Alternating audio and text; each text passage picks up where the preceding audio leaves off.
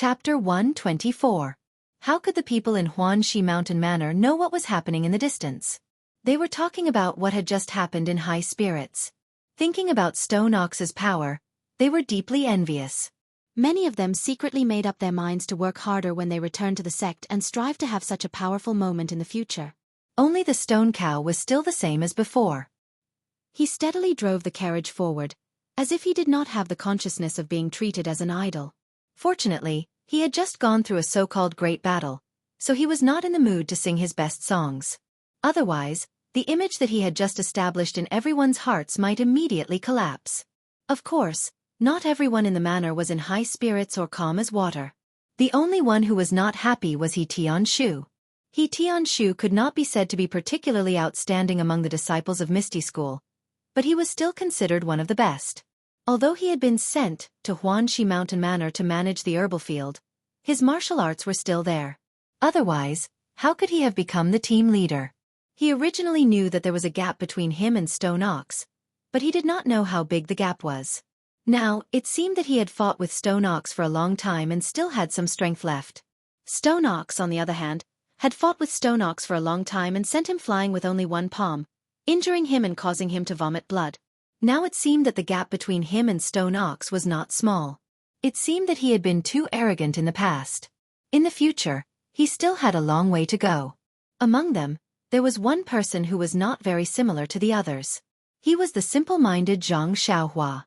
He did not learn martial arts systematically, so naturally, he did not know the difficulties, especially when he saw Stone Ox send the strong man flying with one palm. He seemed to be reminded of his previous experience and immediately lost interest. Therefore, when the others were discussing, he had already picked up a book silently and was reading by himself. He did not even notice He Tianshu's self-deprecation. The robbery incident was like a wave in the river, disappearing in a flash. Soon, it became a joke after a meal. Even in the next town, when the Misty School's disciples came to pick them up, it was only mentioned as a pastime. However, Lan Dong, a disciple of the Misty School in this small town, was a careful person. After listening to it, he felt that something was not right. It was normal that the people of Huanxi Villa did not know about it. After all, they were from other places. He had been operating here for several years, so why hadn't he heard of any bandits? Moreover, it was the kind that didn't do anything ordinary. However, he could not tell these thoughts to Oyen and the others. After all, they had already asserted that this was a group of stupid bandits. Moreover, such a group of bandits might have appeared when he was not paying attention. The only thing he could do was to quickly write down his thoughts on a note and report it to his leader to let them make a decision. Moreover, he also believed that once his leader saw the news about Villa Chief O, he would immediately report it to the higher-ups in the sect. He would definitely not dare to delay. After this news spread, he was slightly relieved. The next thing he had to do was to find an opportunity to explain to Villa Chief O, Stone Ox and the others so that they would be more vigilant. However, when he told Oyen and the others about this situation, it was not out of his expectations. Oyen and Stone Ox did not take it seriously. Only Aunt Chin frowned slightly and wanted to say something. However, when she saw Oyen's determined gaze, she closed her mouth. She knew that Oyen wanted to go to Rejuvenation Valley wholeheartedly. At this time, she would not believe anything she said. However, speaking of which, who would know that Oyen had gone to Rejuvenation Valley? Even if someone knew, what reason did they have to stop her? Could it be that they had nothing better to do? When Lan Dong saw that his words did not attract any attention, he did not say anything more. However, when Oyen left, he proposed to send a disciple to escort her. However, he was also rejected. This was because there were not many disciples from the Misty School in the small town, and their martial arts were at the standard of an ordinary disciple. Only this Lan Dong was like Tianshu. However, he could not leave the small town for a long time. Unless it was meaningful for him to escort, the others would do their best. On the other hand, Oyen used the reason that she did not want to affect the daily operations of the Misty School and rejected Lan Dong's good intentions. Thus, the group of people once again drove the carriage forward. As for Lan Dong, he returned to the small town and continued with his daily business. It was not until the second night after Oyen and the others left that there was news from the Misty School. When Lan Dong opened the note sent by the carrier pigeon, his expression could not help but change greatly. On it was written, Misty Mountain Villa has already sent an elder to provide support. When they received the news, they immediately sent out all their forces to protect the villa chief. Along the way, the Misty School's forces will prioritize the villa chief's safety. Landong could not help but complain in his heart. It had already been 2.5 days since Yan and the others left. Who knew what had happened? He hurriedly wrote down the situation briefly, and released the carrier pigeon to pass the news to the disciples of the Misty School in the next small town. However, this place was no longer within the Misty School's sphere of influence. The Misty School's manpower was very spread out and the other small towns were not very far from here. Whether they could make it in time was still a problem. He could only send the news first. After finishing these matters, Landong immediately gathered all the disciples of the Misty School in the small town. They rode their horses and followed the path that Yan and the others had taken. After bidding farewell to Landong and the rest of the ethereal sect's disciples, Yan and the rest continued to follow the route they had planned and continued to move forward without stopping. However, after the farce of the robbery, they had become even more vigilant. When they came across some suspicious places, they would first send people to investigate before passing through. Just like this, a few days passed and no more accidents occurred. Hence, the anxious hearts of the group gradually relaxed. Actually, to them, the robberies and killings in the pugilistic world were really nothing. Stone Cow and Aunt Chin, which one of them had not walked through a rain of blood? However, it was obvious that they did not have enough manpower this time and they still had to protect Yan. Thus, they had to think twice before they acted and did not dare to make any mistakes. They traveled like this for another 3 days. On this evening, the sun was setting in the west and the evening mist was heavy. Seeing that they had arrived at a place in the middle of nowhere, and looking at the map, they were still far from the next town. Presumably, they would have to sleep in the wild tonight. Thus, Aunt Chin hurriedly ordered Stone Cow to walk all the way and find a place to rest. When the sky gradually darkened, the carriage finally arrived at the side of a small river. There was a spacious open space by the river, and it was just nice to set up a tent. Thus, everyone stopped the carriage and took everything from the carriage, preparing to sleep here for the night. Although setting up the camp, burying the pot, and other matters did not have much to do with Xianxia, but during this period of time, Xianxia was very harmonious with everyone. How could she not help? Not to mention other things, Xianxia had a lot of strength. She helped the male and female disciples carry things, set up the tent, and so on. She was so busy that everyone liked this diligent child even more. By the time everyone was done, the sky was already completely dark. Everyone had their own tasks. A group of male disciples went to guard the surroundings while the female disciples and some people from the mountain villa lived and cooked. Only Zhang Xiaohua was left with nothing to do. Zhang Xiaohua saw that it was still early for dinner, so she looked around. She saw a dog patch not far away. It seemed to be a small forest. Her heart skipped a beat. Why not use this time to pick up some firewood in the forest and finish today's homework together? Thinking about this, Zhang Xiaohua stood up and prepared to walk out. After taking a few steps, she heard someone calling her. She turned around and saw that it was Qiu Tong. Yan and Aunt Chin were beside her. Zhang Xiaohua hurriedly stopped and bowed to them with a smile. After greeting them separately, Qiu Tong asked, "Zhang Xiaohua, are you going out?" Zhang Xiaohua smiled and said, "I saw that it was still early for dinner, so I wanted to go to the forest over there to pick up some firewood. It'll be useful in the evening." Qiu Tong said, "What a good child. You even know how to pick up firewood." Zhang Xiaohua quickly said modestly, "It's nothing, Sister Qiu Tong. I often do this at home." At this time, Yan asked, "After picking up the firewood, do you still need to practice martial arts?" Zhang Xiaohua was stunned and asked, "Sister O, how did you know?" Yan smiled and said, "You went out to find a place to practice martial arts every morning and night. How could you hide it from our eyes and ears? However, Zhang Xiaohua, you've really exceeded our expectations. You're very diligent. Also, I heard from He Tianshu that you read books every day. You've already read a lot of the books I borrowed from you." Zhang Xiaohua's face was a little red. She said embarrassedly, "Sister O, I didn't have a choice. I only learned a few scattered fist techniques. I was afraid that I wouldn't be able to practice them well, so I could only practice them secretly. That sword technique was also taught by Elder Yu.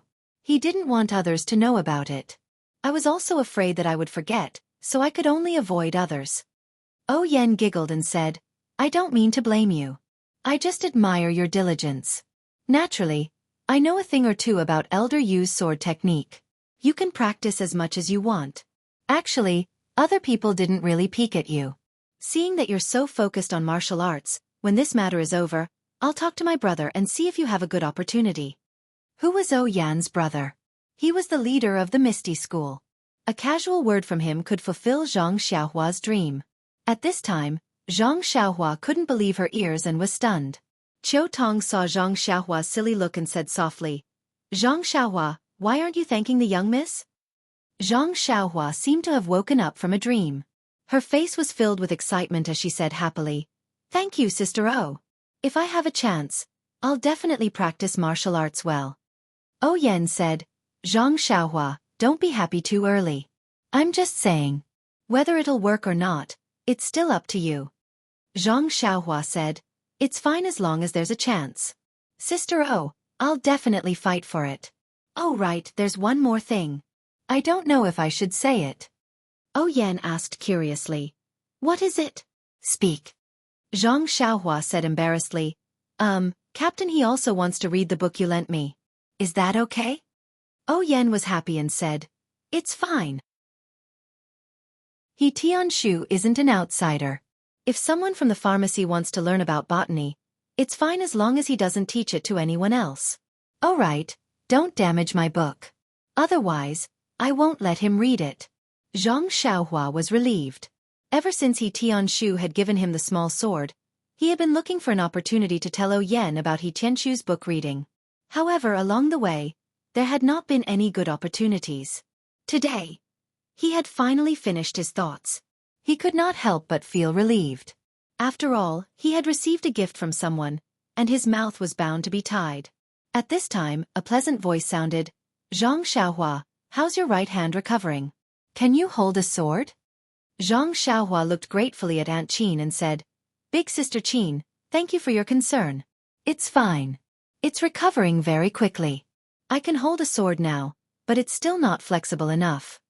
Aunt Qin said, Not flexible enough fingers is a big flaw in practicing the sword. You have to practice well. Also, you have to pay attention to moderation. Don't overwork yourself. It's not good if you hurt your fingers. Zhang Xiaohua smiled and said, I know. I've been doing recovery exercises. When I feel pain, I'll immediately stop. The four of them chatted for a while before Zhang Xiaohua said goodbye and left. However, after taking a few steps, Oh Yen reminded her again, Zhang Xiaohua, don't go too far. Finish practicing and come back early. There might be a storm tonight. Hearing this, Zhang Xiaohua looked up at the sky. Sure enough, the sky was gloomy. The stars that were usually as bright as pearls were nowhere to be seen. Even the full moon was nowhere to be seen. Zhang Xiaohua smiled and said, I know, Big Sister O. I'll come back after practicing. I'm still waiting for dinner. After speaking, she waved at the three of them and walked towards the dark place alone. When Zhang Xiaohua reached that place, she discovered that it wasn't a forest, but a small hill. He couldn't pick up firewood, but it didn't delay his practice. Thus, Zhang Xiaohua first took out his beloved small sword and practiced the sword move with ease. After many days of practice, this sword move was even more refined. It was different from the first time he used the small sword to poke a big hole in the bamboo. During this period of time, Zhang Xiaohua mainly practiced the control of the small sword's strength. Now, his control of strength was very exquisite. When the strength was high, he could easily poke a big hole in something in front of him, such as a rock or a big tree. When the strength was low, under the same speed, he could lightly tap on a big tree, leaving only a small dent. This could be considered a little trick that Zhang Xiaohua figured out himself after he practiced the sword move. Oh Yen was right.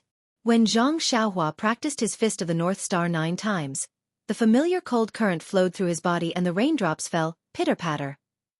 Since today's homework was finished, Zhang Xiaohua naturally didn't stay any longer and quickly ran back to the campsite. But when he was halfway there, he suddenly had a strange feeling and couldn't help but stop, allowing the raindrops to fall even more densely on his body. But when he calmed down and listened carefully, other than the bonfire in front of the villa, everyone's hurried footsteps and people's shouts of, "It's raining, put away the clothes," There didn't seem to be any other movement. The pitter-patter of the raindrops was either dull or clear, covering up other movements in the world. The rain became heavier and heavier. Xianxia didn't dare to stay any longer and quickly rushed back to the campsite. And on the small hill where he was practicing his fist technique, a person dressed in night clothes with a hood over his face quietly poked his head out and coldly looked at his back. Then he looked at the night sky dripping with rain and smiled with satisfaction. With a bend of his body, he used his qinggong and disappeared into the distance. Xianxia ran into the campsite and it was chaos. The rain came too quickly, and although everyone was prepared, they were still thrown into confusion by the torrential rain. By the time everyone had finished packing up their things, the rain was already pouring down like water. Xianxia was in the same tent as He Tianshu. By the time he entered, He Tianshu had already finished packing up and said with a smile, "You went to practice your fist technique again? You're all soaked." Then, he casually handed over a dry towel to him.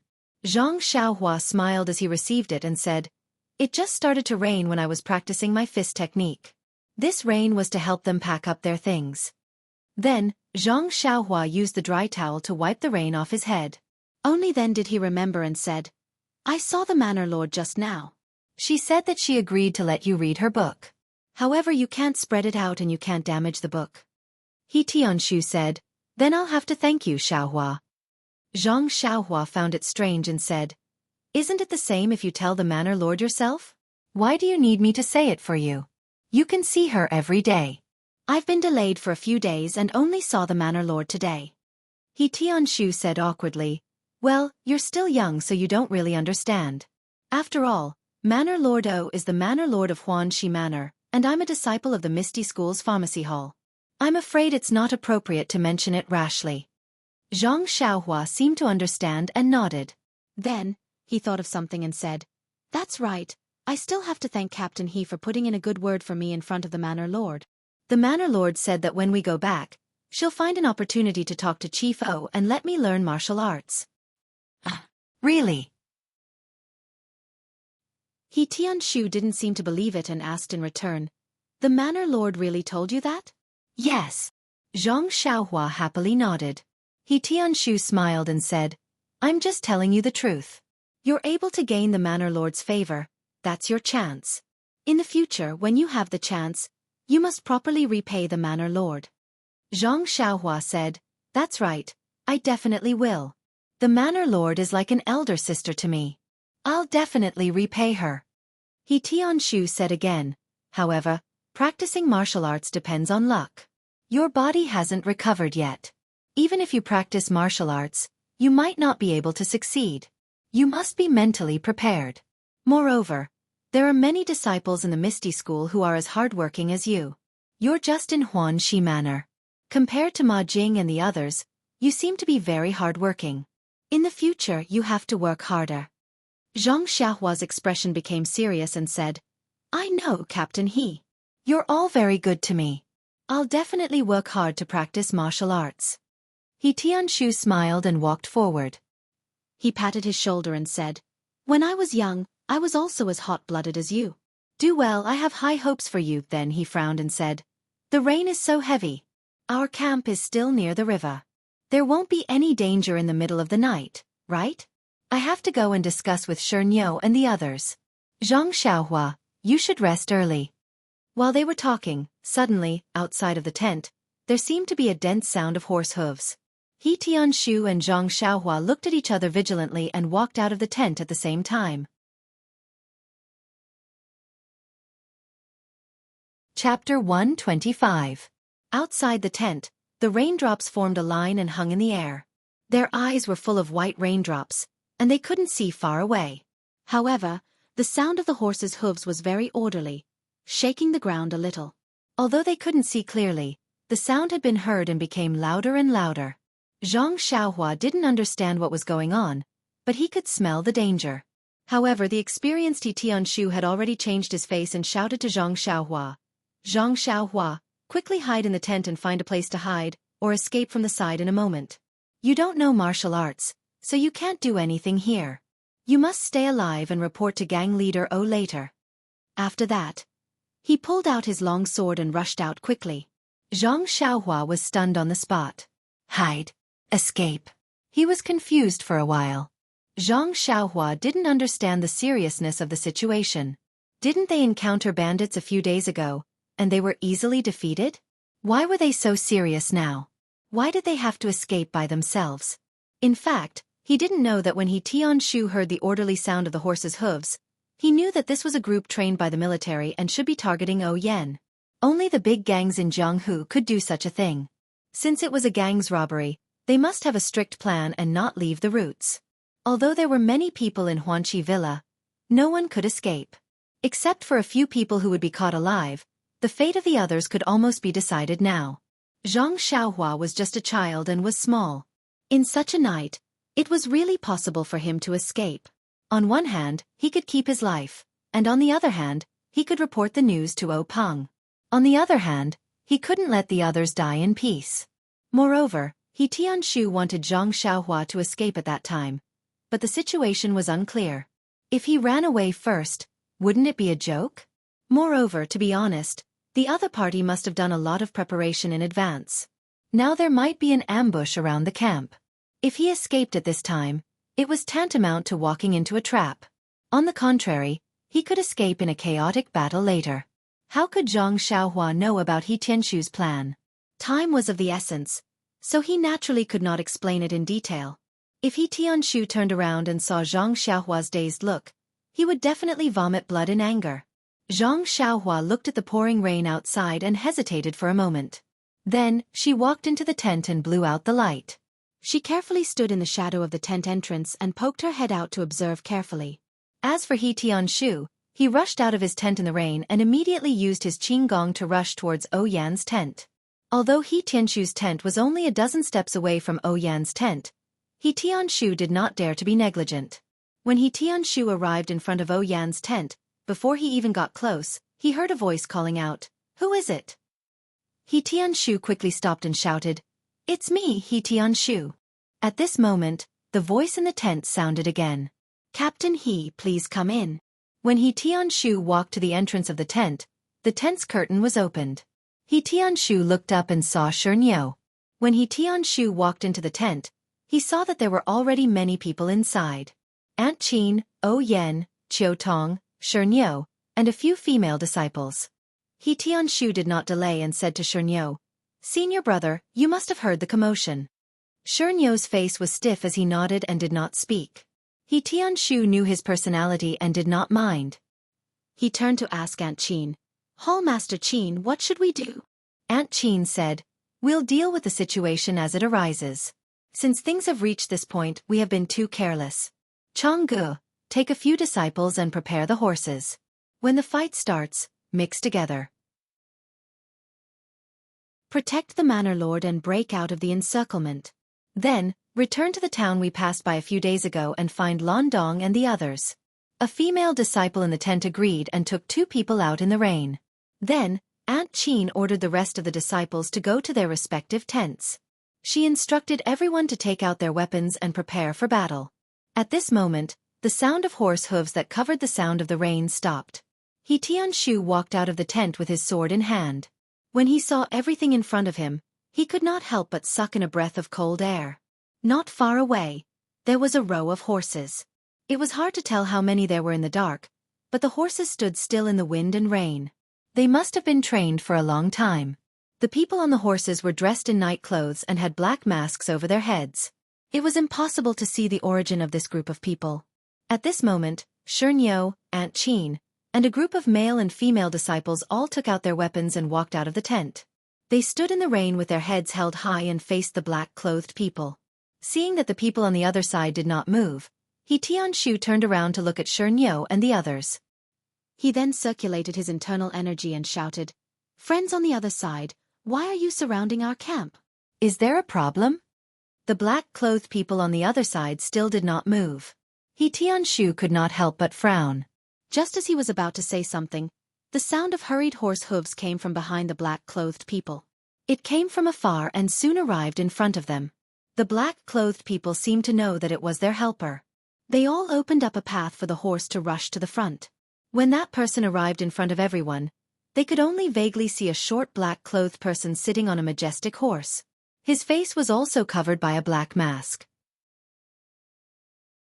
When the horse stopped, the black-clothed person lightly snorted.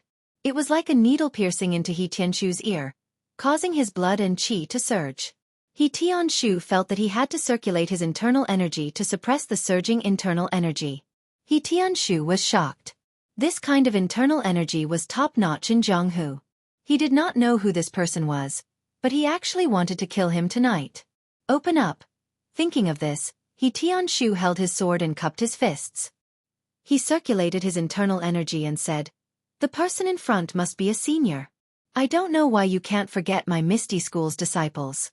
If I have offended you in any way after today, I will bring a bramble and ask for punishment." The black-clothed person at this time also spoke. His voice was slightly hoarse and old. "You are only a low-ranking disciple of the Misty School. You don't have the qualifications to speak to me. There is also no need to curry favor with me. You must have seen today's situation clearly.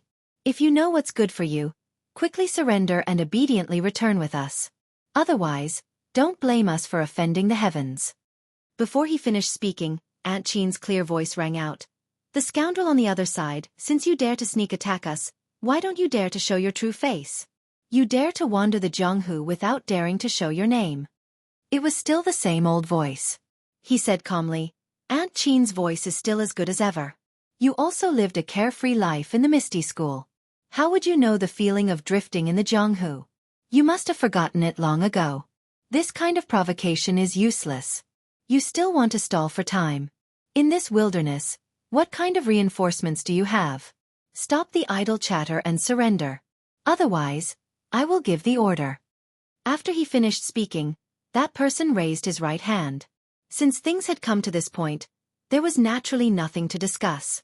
In fact, He Tianshu's words did have the intention of stalling for time, but he also knew that this was just a fantasy.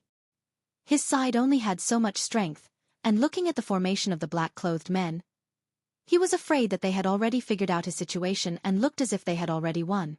Looking at the black-clothed person's arm falling bit by bit, He Tianshu didn't dare to make a decision. He turned around to look at Aunt Qin and the stone cow.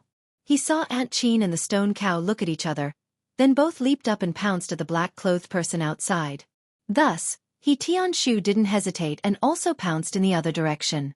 As for the remaining disciples, they all roared and pounced with weapons in their hands. Only a few female disciples were left behind. They held long swords in their hands and protected Yan's tent. When the black-clothed person saw the Misty School's group rushing out, his arm suddenly dropped and he spat out a word, "Kill!" That voice actually caused everyone's hearts to tremble. The black-clothed people all swung their stirrups and dismounted. They tiptoed and went to meet the Misty School's group.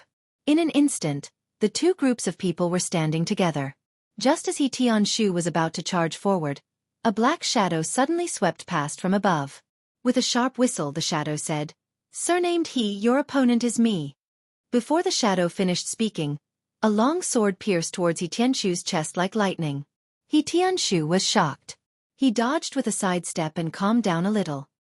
He immediately formed a sword seal and returned the favor. The two of them attacked and defended each other. Sword light flashed.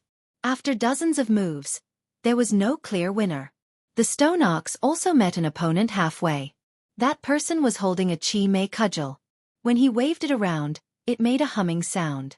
The falling raindrops seemed to be blown away by him. Although the stone ox didn't have a weapon, when he used the mighty King Kong hand, it didn't seem to be inferior to that person's. His moves were wide, and he only attacked the black-clothed man's vital points. As for his own body, other than his vital points, he still had to defend himself. As for the other places, when the cudgel hit them, it only made him frown slightly. Under the stone cow's reckless attacks, the black-clothed person couldn't help but be at a disadvantage. Today, Aunt Qin also abandoned her snake fist and took out her weapon. It was a flexible sword. Under Aunt Qin's dancing, it was like a nimble snake coming out of its hole. Every move drew blood. In just a short moment of contact with the black-clothed people, several of them were injured. Just as Aunt Qin was in the mood to kill, a red tasseled spear suddenly came out from the side. Like a fierce dragon, It was aimed at her face. Aunt Qin didn't panic. She exerted strength in her legs and flipped into the air. The spear barely pierced through her body. Aunt Qin was in the air and she stabbed her sword at the wrist holding the spear. The black-clothed person wasn't simple either.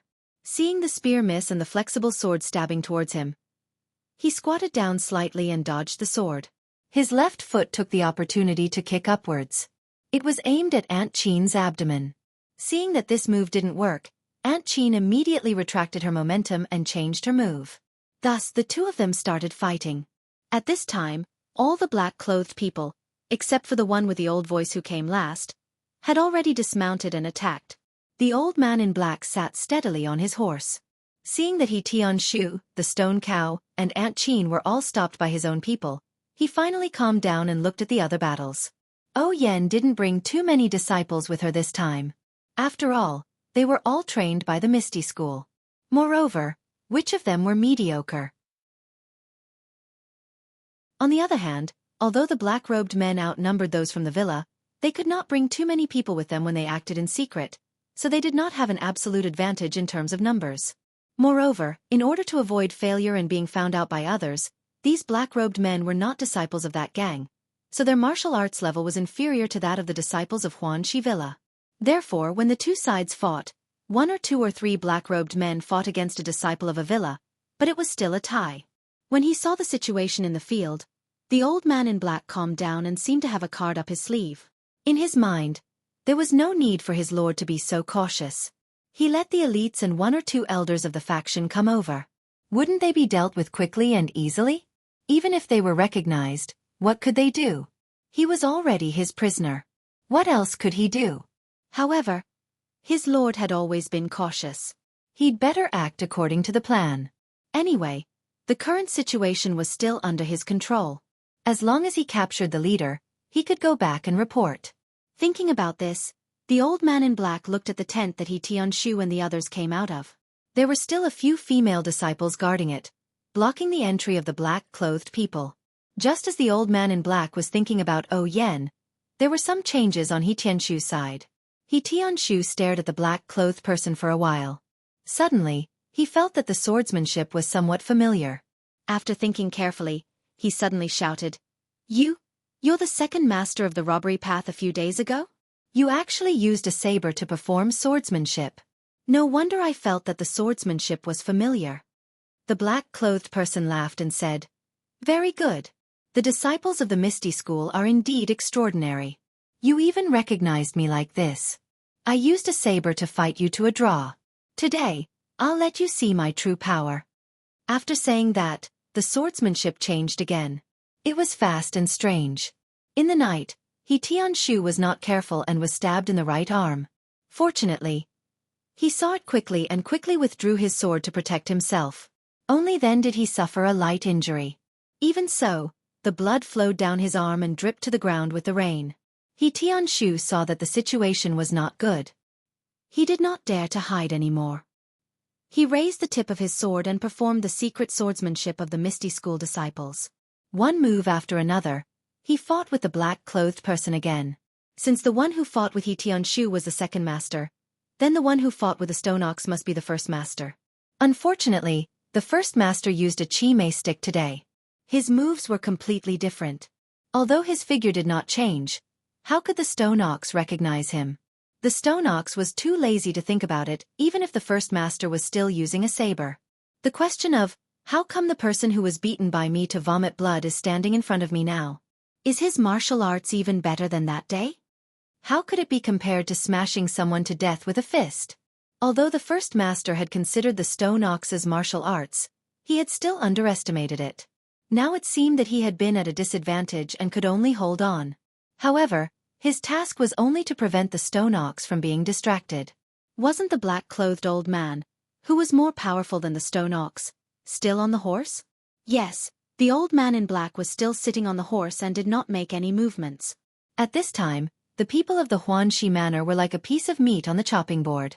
They were being pulled by the black-clothed person's saber bit by bit. They were only waiting for the final moment when the butcher's saber slid down. There was some ridicule in the eyes of the old man in black, as if he was playing a game of cat and mouse.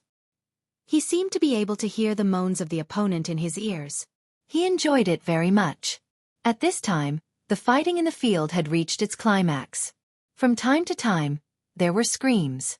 Perhaps it was the black-clothed person or the people of the manor. However, except for the old man in black and Xianxia, who was hiding in the shadow of the tent, the others probably had no time to care about it. In such a dark night, as long as they could save their own lives, it was more important than anything else. And our poor Xianxia really did not know what to do at this time. In his 13-year life journey, he had experienced the fight in Lujian and the fight with the bandits of Shitsue Mountain on the way back to the Guozhuang house from 8 Mile Ditch. Although he was also a participant in these two fights, he played the role of a guinea pig from the beginning. Because he did not have any martial strength, he was knocked down with one kick. Now that he had a trace of power to protect himself, he was eager to have a try. On the other hand, Lu Zhen's encounter was not life-threatening. Although the fight in Shitsue Mountain was very bloody, Lu Yueming controlled it very well. Zhang Xiaohua did not feel that his life was in danger. However, today was different. There were continuous fights in the field. From time to time, people were injured and lost their lives.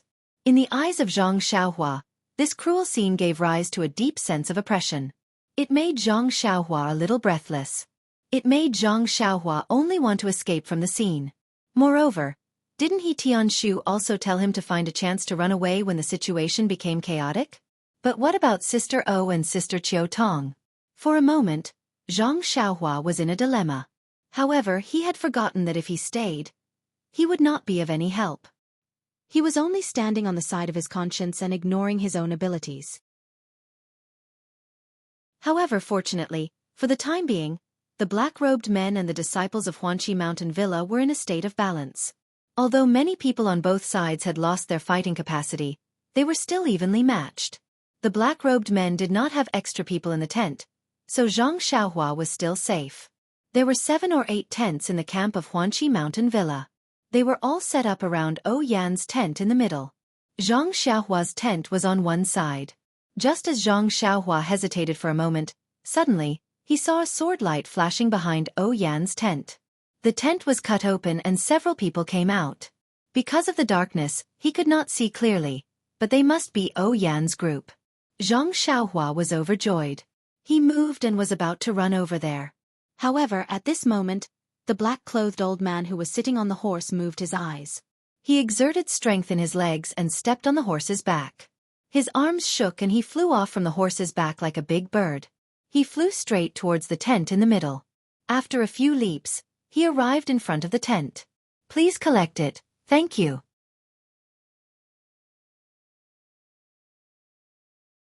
Chapter 126. Although Shernyo, Aunt Qin, He Tianshu, and the others were fighting with their lives on the line, some of their attention was focused on the old man in black. Now that they saw the old man fly into the camp, their hearts tightened and their moves became even fiercer. They wanted to quickly retreat and block the old man, but how could their opponents let them do as they wished? They also used all of their strength and attacked even harder.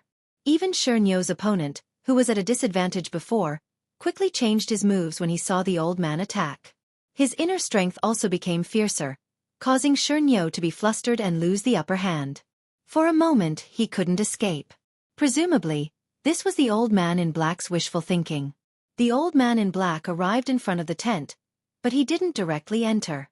Instead, he slowly walked to the back of the tent, as if he already knew that the people inside had broken through the tent and escaped from the back.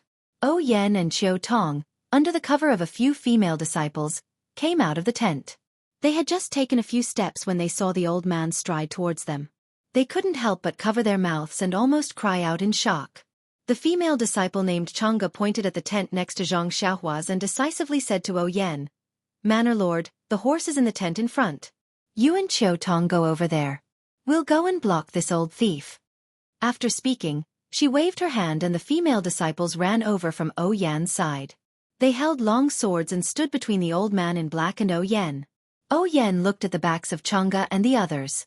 She opened her mouth to say something, but nothing came out. She only bit her lip and quickly walked towards the tent. When the old man saw Chang'e and the others blocking in front of him, he couldn't help but laugh sinisterly. "You girls want to be mantises trying to stop a chariot? Why don't you throw down your long swords and this old man will let you live? I only want to capture this guy. I'm not interested in the others. Chang'e and the others didn't reply. When they saw the old man walk closer, they pointed their long swords and several people stabbed at the old man from different angles. But unexpectedly, the old man didn't fight back. He just kept walking forward, allowing the swords to pierce his body. Jianghu and the others were delighted, but then they were shocked. The old man must have something to rely on. Could these murderous swords still work? Sure enough, as the old man did not stop, the long sword stabbed into his body. Chang'e and the others felt that they were not stabbing into a person's flesh, but rather, they felt as if they were stabbing into an iron plate. It was hard, and there was a faint, ding-dang sound. The long sword immediately bent under everyone's inner strength. The old man was very satisfied with this result. Heh. He shook his arms and used his strength to hit the curved long swords. Kacha. A few of the long swords actually broke from the middle. Moreover, the inner strength in the swords was not exhausted and rushed towards the female disciples' arms. The female disciples were all hit by a heavy object and fell backwards. One of them even vomited blood and fell to the ground. After the other disciples fell to the ground, they immediately jumped up.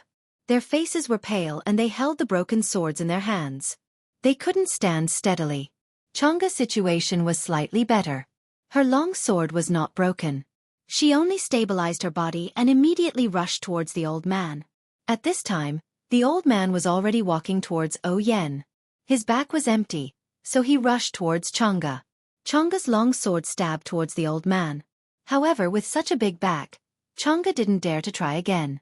She only used all the strength in her body and stabbed towards the back of the old man's neck. As early as when Chang'e and the other female disciples blocked the old man in black, Qiu Tong supported Yan and ran towards the hidden horse tent. However, the rain was still heavy and the ground was already very muddy. The ground by the river was uneven and now it was full of water. How could they see it? They accidentally stepped into a small puddle. When they picked up their feet, they didn't even know where their shoes had gone. But how could they care about that? They just blindly ran forward. Unfortunately, how could two weak women who had never practiced martial arts run far in such a short period of time? Yan and Qiu Tong were only halfway there when Chang'e's sword stabbed the back of the black-clothed old man's neck. At this time, Yan's feet sank as if she had stepped into a deep pit. Her right leg sank halfway into the pit, and her body instantly lost balance and fell to the right. Qiu Tong, who was supporting Yan, was also caught off guard. She used all her strength to pull on Yan's arm, but not only did she fail to support Yan, but she also staggered and fell forward.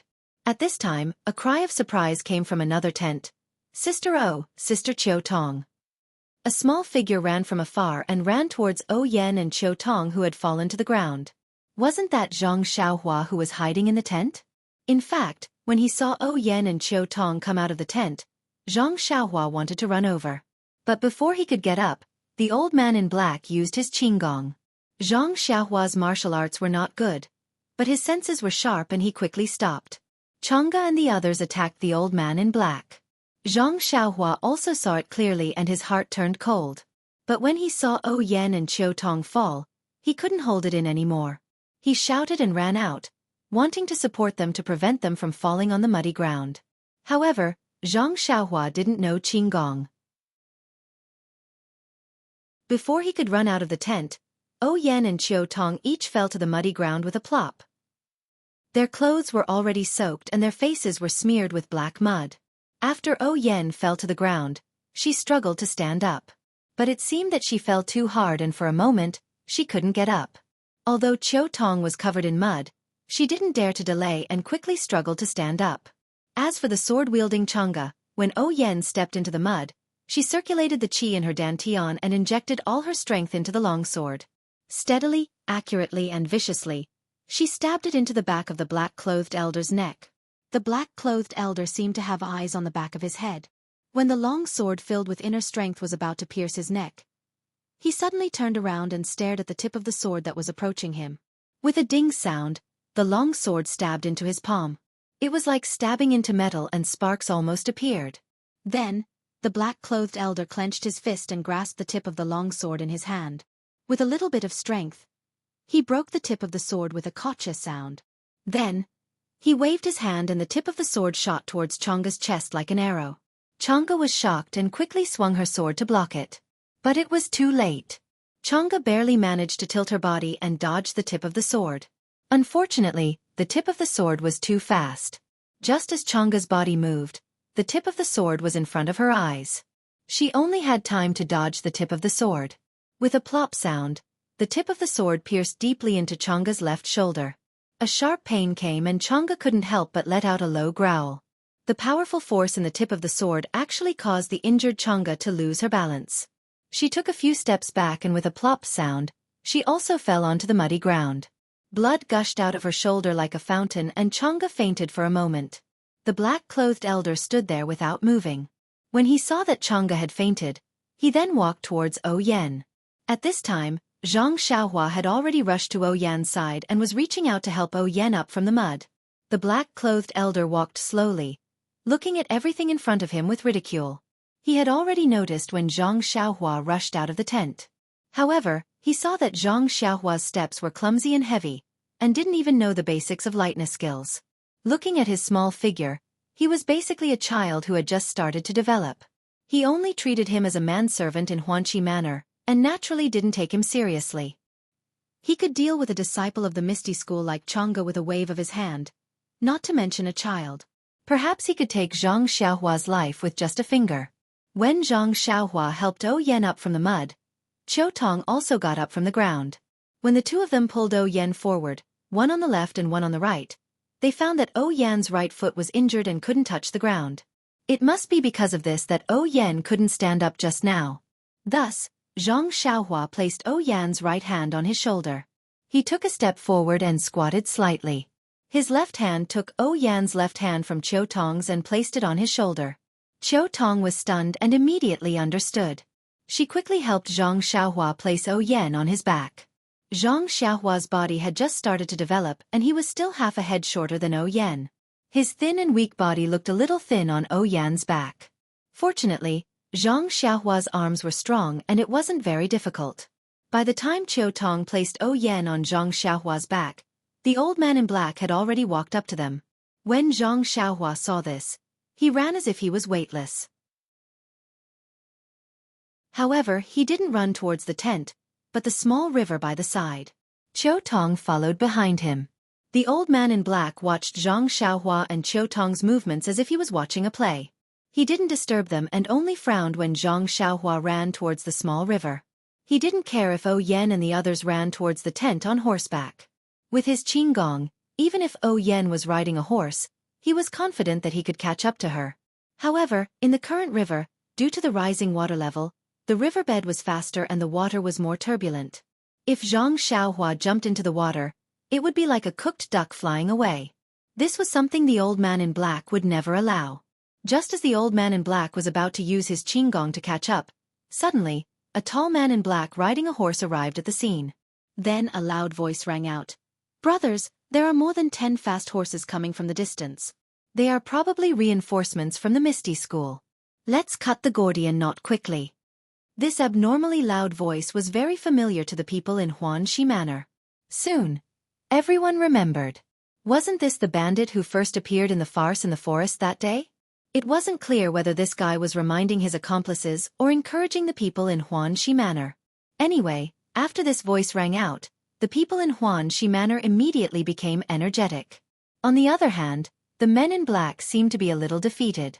The balance that had been maintained for a long time was broken by this guy's voice. However, this instigator didn't have any sense of shame.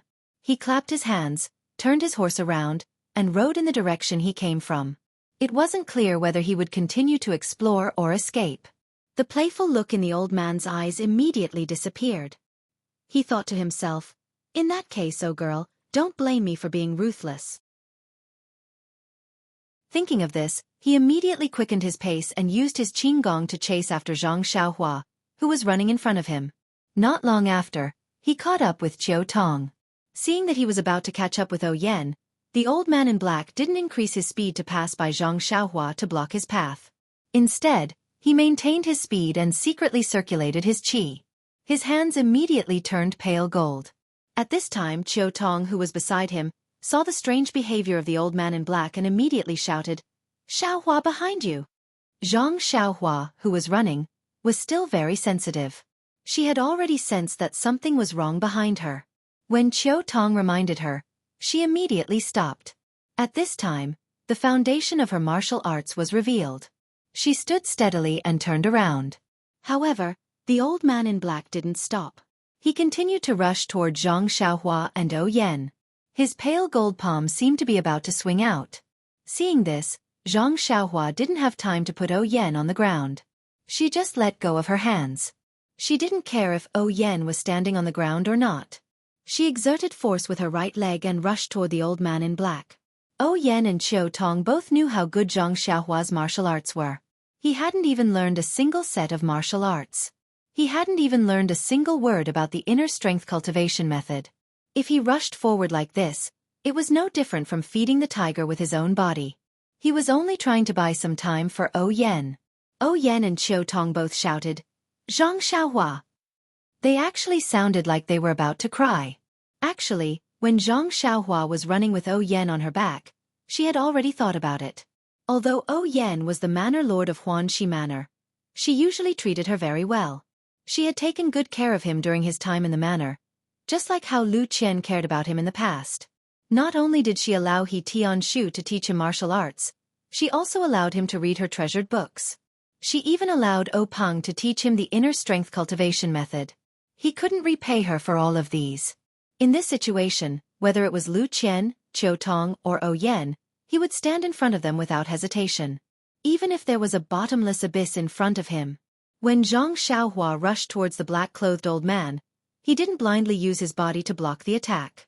His left hand skillfully took out the toy-like small sword from his chest. His left arm naturally displayed the fifth variation of the sword move that Elder Yu had taught him. A warm current flowed from his left arm and slowly moved forward along his left arm.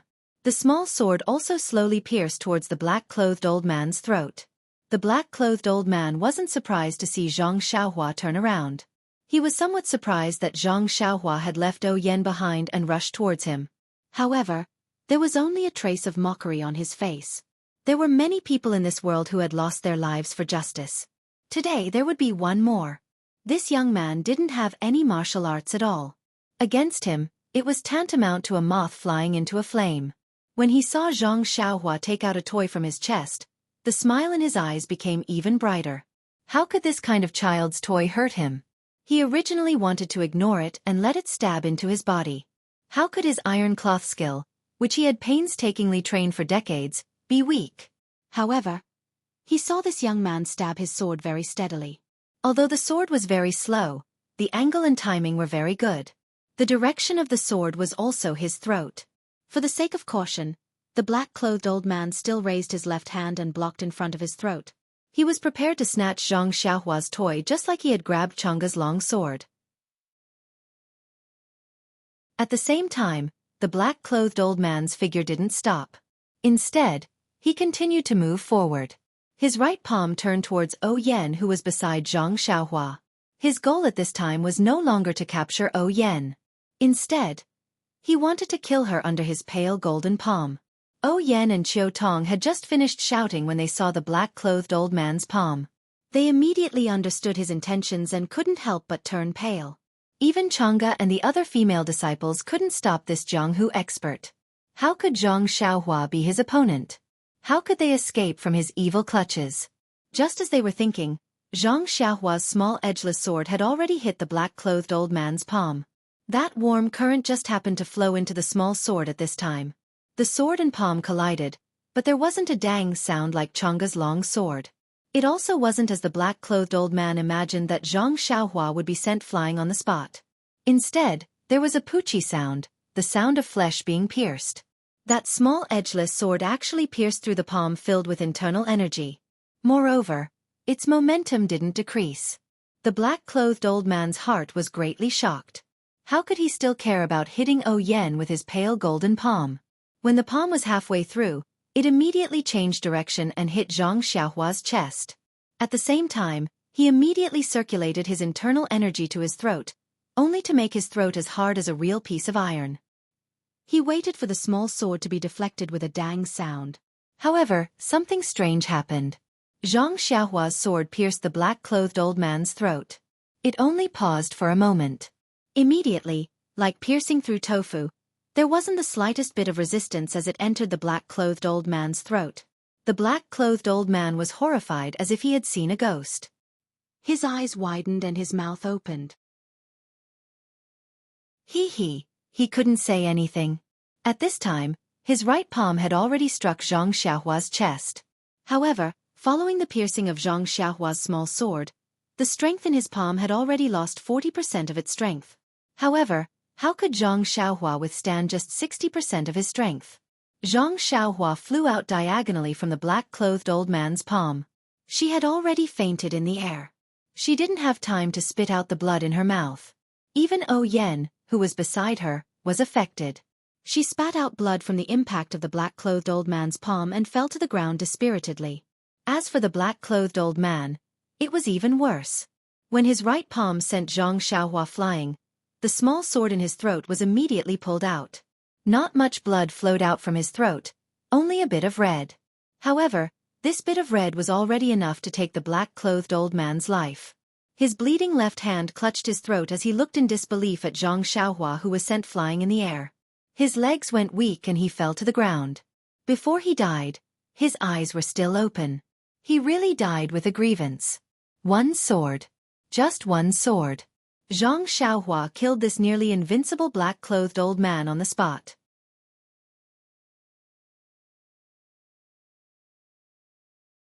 Chapter 127. When the black-clothed old man flew into the camp using his Qinggong, Shernyo, Aunt Qin, and he Tianshu wanted to break away from their opponents and go back to help Yan. However, the black-clothed man had already figured out their situation. These three black-clothed men were specially sent to deal with the three people from the Misty School. Their martial arts were also extraordinary. In a hurry, they couldn't get rid of them.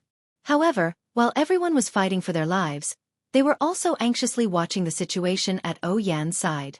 Chang'e and the other female disciples' resistance, as well as Zhang Xiaohua's appearance, were all seen by the three people. However, the black-clothed old man's super-strong internal energy and terrifying iron shirt martial arts. Even if Shernyo himself went up, he might not be able to gain an advantage. Therefore the three people, including the disciples of the villa, were all disheartened. They were afraid that today, these people from the villa would be buried here. However, in the end, there was a major change in the situation. The Misty School actually had reinforcements. Especially Bandit Jia's loud voice, it reignited the desire to live in Huanxi Villa. The more they fought, the braver they became. On the contrary, the black-clothed men changed their strategy. They fought while retreating, approaching the horses outside the camp. The three black-clothed men who were fighting Shernyo and the others also had the intention to retreat. When the black-clothed old man used his Qinggong to chase after Zhang Xiaohua, they all fainted and left the circle, leaping towards the horses. At this time, if Shernyo and the others wanted to keep these three people, it wouldn't be difficult. However, the three main forces of the Misty School weren't people who were fond of fighting. Their mission was to protect Yan. Seeing their opponents retreat, they didn't chase after them and immediately used their Qinggong to fly towards the black-clothed old man. In their minds, the black-clothed old man didn't immediately make a move at first. Instead, he used his Qinggong to exhaust their fighting strength. His goal was to capture Yan alive. Although they were far away from Yan and definitely wouldn't be able to save her in time, if the three of them attacked the black-clothed old man together, they might be able to take Yan back. Moreover, the reinforcements would be arriving soon. Perhaps it would be an elder from the school. This was Aunt Qin and the rest's wishful thinking. However, when they were still halfway there, they heard Qiu Tong's shout. Only then did they notice the black-robed elder's pale golden palm. The three of them were greatly alarmed.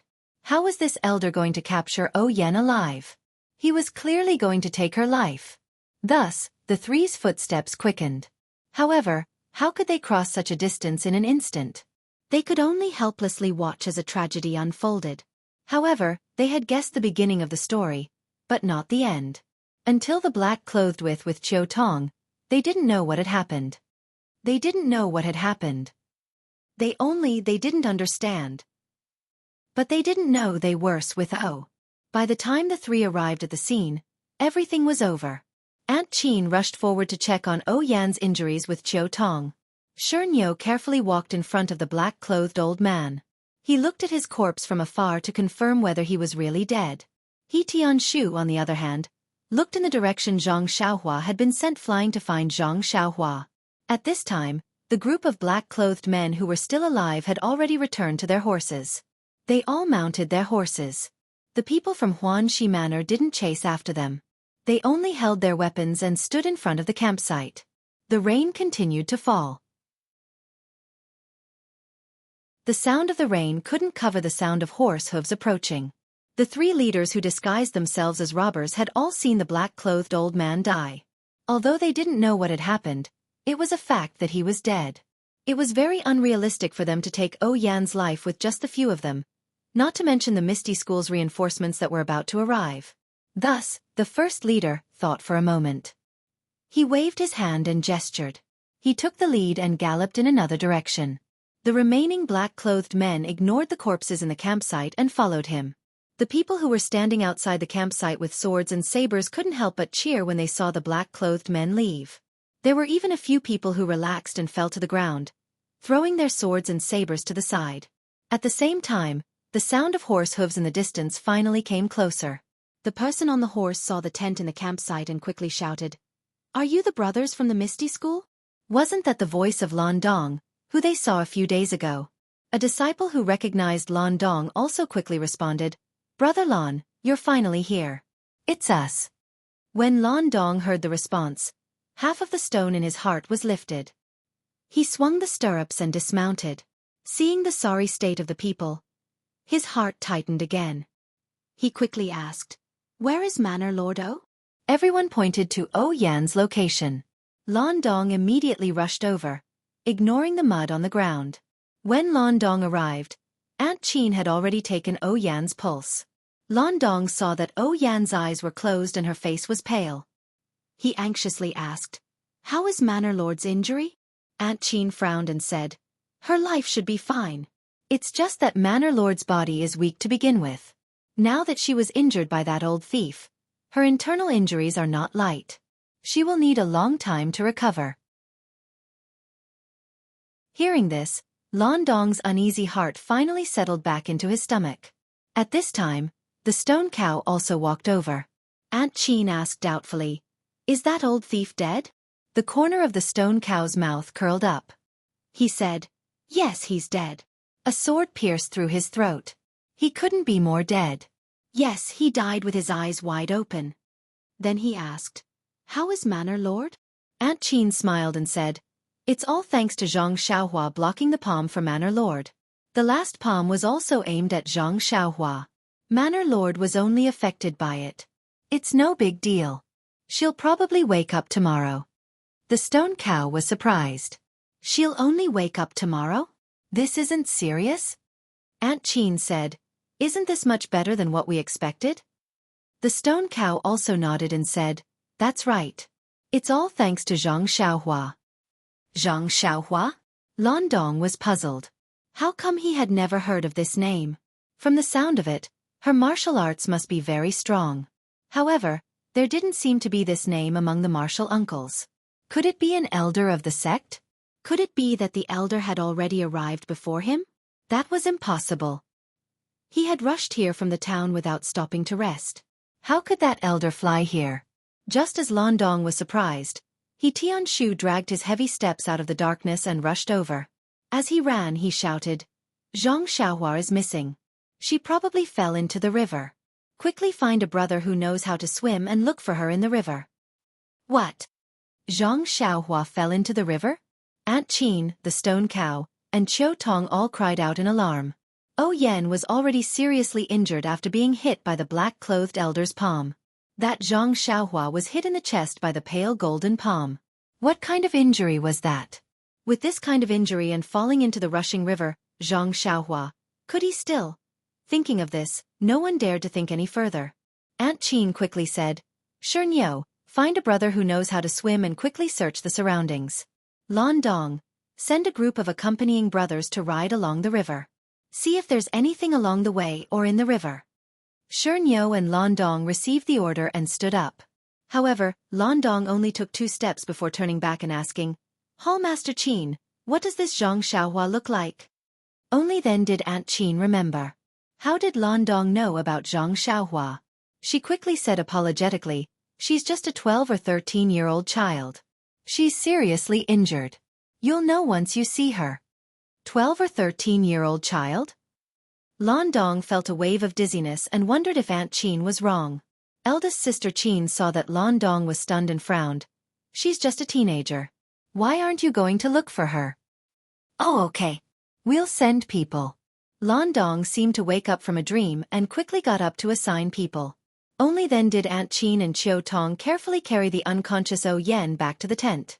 The heavy rain poured down and the night was as dark as ink. Between heaven and earth, there was endless darkness. It was already past midnight, but Huanxi Manor's camp was still noisy. They had just been attacked and no one could guarantee that the enemy wouldn't come back again. Landong only brought a dozen or so disciples, and they were all ordinary disciples with average martial arts skills. The black-clothed men had hurriedly retreated because Landong's arrival had broken their advantage in strength. They didn't know how many people the Misty School had. More importantly, the black-clothed old man who was in charge of the situation was the most likely person to capture Yen. However, he was killed by an inconspicuous youth. This disrupted the plan they had been planning for many days, and they had no choice but to retreat. If they had figured out the Misty School's current strength, they might not have returned immediately. Therefore, other than the injured disciples who had returned to their tents to rest, the other disciples' hearts were still beating fast and they were on high alert. Although Huanxi Manor's camp was near the river and it was already very unsafe, in this dark night, the enemy might still be spying on them. Many factors determined that they couldn't move rashly for the time being. They could only wait for the sky to brighten before making any plans. For the same reason, there weren't many disciples who went to look for Zhang Xiaohua. In fact, all the disciples in the camp already knew what had just happened. They also knew that Zhang Xiaohua had not only saved Yen but also everyone in the camp. The black-clothed old man's martial arts skills were obvious to all. Even if Landong and the rest came to the rescue in time, the dozen or so of them were far from being a match for the black-clothed old man. Everyone's fate was inevitably the same as Yan's, and they were all killed by the old man's palm. They knew that Zhang Xiaohua was hit in the chest by the black-clothed old man's pale golden palm, and they already knew that he was most likely killed on the spot. Even if he still had a breath left, his severely injured body was swept into the river, and even if there was only a little bit of life left, it would be extinguished. They were also willing to go to the river and follow the river to look for Zhang Xiaohua. However, the river was turbulent and they didn't know where he had been washed away. Moreover, the sky was dark and it was raining heavily. The torches were extinguished, so where could they find the light to look for him? Although He Tianshu's men and those who rowed down the river were anxious, they also knew that they were doing their best and leaving the rest to fate. At the beginning, He Tianshu still shouted a few times with a loud voice, and several disciples also followed suit. But suddenly, He Tianshu seemed to have realized something, and he shut his mouth and stopped shouting. At the same time, he also stopped the others from shouting. The disciples were very puzzled at first, and wanted to ask the reason, but when they saw He Tianshu's tense face, they didn't dare to ask more. After thinking about it carefully, they couldn't help but secretly admire He Tianshu. He was really worthy of being a captain. When they shouted like this, didn't they let the black-robed men know their whereabouts? Captain, he was really meticulous. He Tianshu didn't know that his position in the hearts of others had suddenly risen by a lot. He only thought about it blindly. Sigh, it's already past midnight. The disciples who went down the river to look for Zhang Xiaohua couldn't see far in the dark. Moreover, the safety of the campsite was more important. Therefore, they soon returned. When He Tianshu saw that they had returned, he stopped searching and called for those who were searching in the river and nearby to return to the campsite together. His heart was filled with sadness. When He Tianshu returned to the tent in the center of the campsite, Aunt Qin and Chiu Tong hurriedly came up to him with eager faces. They asked, "Did you find him?" He Tianshu shook his head silently. Chiu Tong's tears flowed down with a whoosh. She gritted her teeth tightly. Aunt Qin also muttered, "Poor child." Everyone was silent. After a while, He Tianshu asked, "Is the village lord all right?" Aunt Qin nodded and said, "He's all right. There aren't any changes. We can only know the specific situation when the doctor sees him tomorrow morning. He Tianshu said, It's Zhang Xiaohua's wish that the village lord is fine. I'll go stand guard outside first. If the black-clothed man comes back, it'll be troublesome. He Tianshu was about to leave when the stone cow came in from outside. Seeing He Tianshu, he asked, You still haven't found him? He Tianshu said, No. The stone cow sighed and turned to Aunt Qin. I've already checked that old thief. Aunt Qin and He Tianshu's eyes lit up. They asked in unison, Who is it? The stone cow shook his head and said, This person has old injuries on his face. His face has long been disfigured. I can't tell who he is. The light golden palm and iron shirt aren't high-level martial arts. There are at least 100 people in Jianghu who have reached his level. It's not easy to find him. Aunt Qin nodded and said, What about the other corpses? Did you find any clues? The stone cow shook his head again and said, These people have all gone through strict training. They all wore ordinary night clothes and didn't carry anything. Their weapons were also common in Jianghu. It's hard to find anything. Aunt Qin thought for a moment and said, No matter. Keep these corpses and weapons well and bring them back to Misty Mountain Villa. If we can't identify them, the experts in the sect will do it. Leave this matter to them. The stone cow agreed and was about to leave. At this moment, Aunt Qin called out to him and asked, How did that old thief die? Hearing this question, He Tianshu looked at the stone cow anxiously, wanting to know the answer. The stone cow's expression was strange and said, There were 2 wounds on that old thief's body. One was his left palm, which seemed to have been pierced by something. The other was his throat, which seemed to have been pierced by a sword. I don't know how Zhang Xiaohua did it. At that time, the sky was dark and I couldn't see clearly. What about you? Aunt Qin shook her head. What a joke. The sky was so dark and it was raining. Although one could see things in the dark when one's internal energy was strong, she hadn't reached that level yet. When the stone cow heard this, he smiled bitterly and said, Then it can only be a mystery. This Zhang Xiaohua probably didn't have much luck. Alas, this fellow was frank and outspoken. His words made everyone feel sad. At this moment, He Tianshu suddenly asked, Brother Shi, were the wounds on that old thief's hand similar to those of a long sword, just narrower than a normal long sword? The stone cow was stunned and didn't understand why he asked this. He nodded and said, Yes. He Tianshu's eyes lit up and asked again, Then, were the wounds on his throat also smaller than those of a normal long sword? The stone cow seemed to understand this point and said, Yes, brother you're right. Then what kind of weapon did these old thieves use to kill them? He Tianshu smiled bitterly and told them about the toy sword that Zhang Xiaohua was given to him when he bought the long sword. It was fine if he didn't talk about it, but after he talked about it, everyone was even more confused. That toy sword had no tip, so how could it pierce through the old man's throat? How could it pierce through the old man's palm? Don't forget, the old man practiced the light golden palm and the iron shirt. Even the sword of a female disciple like Chang'e couldn't pierce through the old man's body. How did Zhang Xiaohua do it? This was really a mystery. The sky finally brightened, but the rain didn't show any signs of stopping. Under the watchful eyes of the Misty School's disciples, the black-clothed man didn't return. Everyone couldn't help but let out a sigh of relief. That unbearable and unforgettable night was finally over. Oh Yan was still unconscious, but judging from her pulse, it was still very stable. This was considered a blessing in disguise.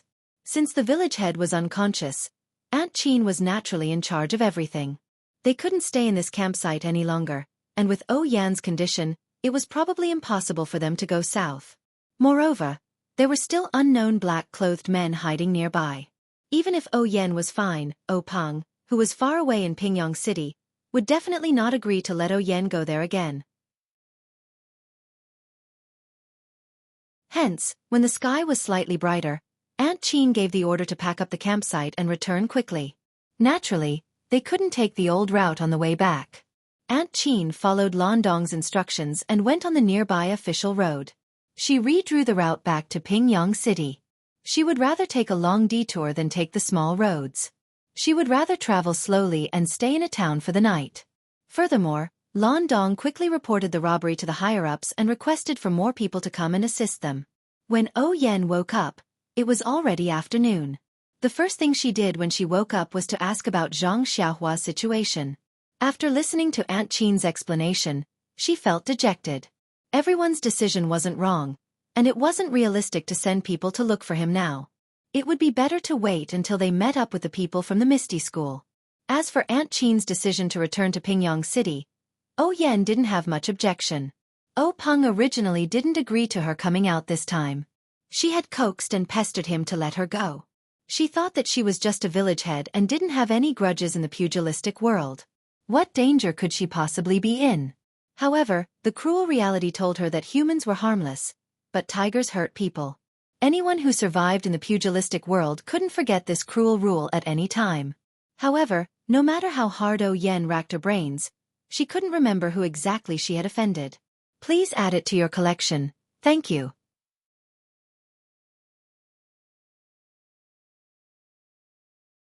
Chapter 128. Yan's caravan traveled for a few more days. Although the sect's elders hadn't arrived yet, elite disciples from the Lotus Escort Agency and Misty School's strongholds in the surrounding towns had arrived. Yan's safety could be considered guaranteed. After that, Aunt Qin issued an order for the nearby sect's disciples to follow the river and search for Zhang Xiaohua's body. There would be a great reward if they found it. Thus, other than the disciples who had a mission, everyone else followed the river to search. However, until the 7th day, when Li Jian, Li Laoer, Lu Qingyang, and Lu Laowu rushed over from Pingyang City and received Yan's carriage, there was still no news from Zhang Xiaohua. Was Zhang Xiaohua dead? Or alive? On that day, that night, and that moment, Zhang Xiaohua was struck in the chest by the black-clothed elder and immediately fainted. Her body was sent flying and fell diagonally towards the river. Zhang Xiaohua was originally running towards the river with Yan on her back. The place where they exchanged blows wasn't far from the river. Zhang Xiaohua's body was small and the black-clothed elder's palm strength was vigorous. Although this palm strike couldn't directly send Zhang Xiaohua into the river, only half of her chest was left on the riverbank. At that time, the river was so turbulent. In less than a moment, the river water rushed towards Zhang Xiaohua's legs and dragged her into the river. By the time He Tianshu searched for her, Zhang Xiaohua had already been washed far away. Speaking of which, Zhang Xiaohua was lucky. If the black-clothed elder's palm strength had increased by just a bit, Zhang Xiaohua would have directly fallen into the river with a plop. Then, she would have sunk and been washed away. On the other hand, Zhang Xiaohua's legs entered the water first. Her upper body was dragged into the water, but her head was above water. Otherwise, even if she wasn't beaten to death by the black-clothed elder, the river water would have drowned her. The unconscious Zhang Xiaohua's body was extremely relaxed. Thus, it was very easy for her to float on the river. At this time, it was already midnight. The unconscious Zhang Xiaohua was once again in a flickering dream. However, it was unknown if he could see it. In the darkness, Zhang Xiaohua floated in the water and flowed down 3,000 feet with the current. However, this Zhang Xiaohua's drifting was different from others. Generally, when someone fell into the water, they would first float for a period of time. They would either sink into the water or reach the shore and be stranded there. This was what Aunt Qin and the others had imagined. Thus, they had the disciples search along the river. However, this Zhang Xiaohua was different. It was unknown whether it was because she was still small, or because her body was light, or because she was having a flickering dream. Her small body seemed to be weightless as she floated in the river. The small sword she held tightly in her left hand also seemed to have lost its usual weight. Zhang Xiaohua's body was like a floating wooden board. She was as fast as the current. Thus, when He Tianshu sent people to search for her the second time, Zhang Xiaohua had already been washed to an unimaginable distance. Later, the people He Tianshu sent only found a distance that they thought was far, based on their experience. However, this far was something that Zhang Xiaohua had already surpassed. At daybreak, the rain still hadn't stopped. The river became even more turbulent. Zhang Xiaohua floated on the river like this for an unknown distance. When it was almost evening, Zhang Xiaohua finally floated to a roundabout bend in the river. It was unknown how far this place was from the place where Zhang Xiaohua had fallen into the water. Beside the river bend was a simple straw hut surrounded by a few fences. In the open space of the straw hut, there was a wooden frame that extended into the river. At this moment, there was a girl about 10 years old sitting there, holding a fishing rod in one hand and propping up her cheek with the other. Her eyes were listless as she stared ahead. The girl was wearing a light yellow dress and was very neat. Her long black hair was tied up from the top of her head with a handkerchief and casually scattered behind her head. The girl's face was like a duck's egg. Her eyes were big and there were small eye bags. Her skin was fair and there was a dark red beauty mark at the corner of her mouth. This girl wasn't extremely beautiful, but her clear black and white eyes and slightly raised eyebrows showed her imposing temperament without a doubt. At the girl's age, it wasn't the season of spring yet, so why was she frowning? At this moment, the fishing rod in the girl's hand seemed to have caught a big fish and slipped out. The girl didn't seem to have noticed. Suddenly, a loving voice came from the straw hut. "Silly child, if you're distracted again, not only will you not catch the fish, your fishing rod will also be stolen by the fish." Only then did the girl wake up from her dream. She quickly grabbed the fishing rod that was about to slip out of her hand. When she raised her eyes to look into the river, she couldn't help but exclaim, "Abbess, it's a dead person." The person in the house exclaimed and walked out. It was a kind-looking old woman in her 50s. She wore extremely clean moon-white clothes and there was a long sword hanging from her waist. The old woman quickly walked to the front of the frame. When she looked carefully, at the end of the fishing rod, on the hook, wasn't it the unconscious Xianxia? The girl looked at Xianxia's corpse and sadly said, "Poor child, he probably fell into the water like me. His family must be very sad if they can't find him."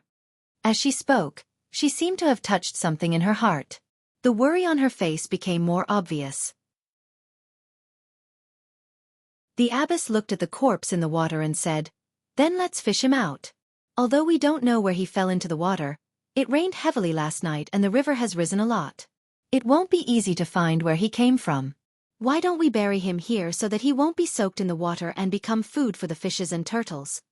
The girl's miserable expression didn't lessen. She only nodded and used her strength to pull the fishing rod back. When Zhang Xiaohua was pulled to the shore, the abbess walked closer and didn't avoid anything. She stretched out her hand to pull Zhang Xiaohua's arm.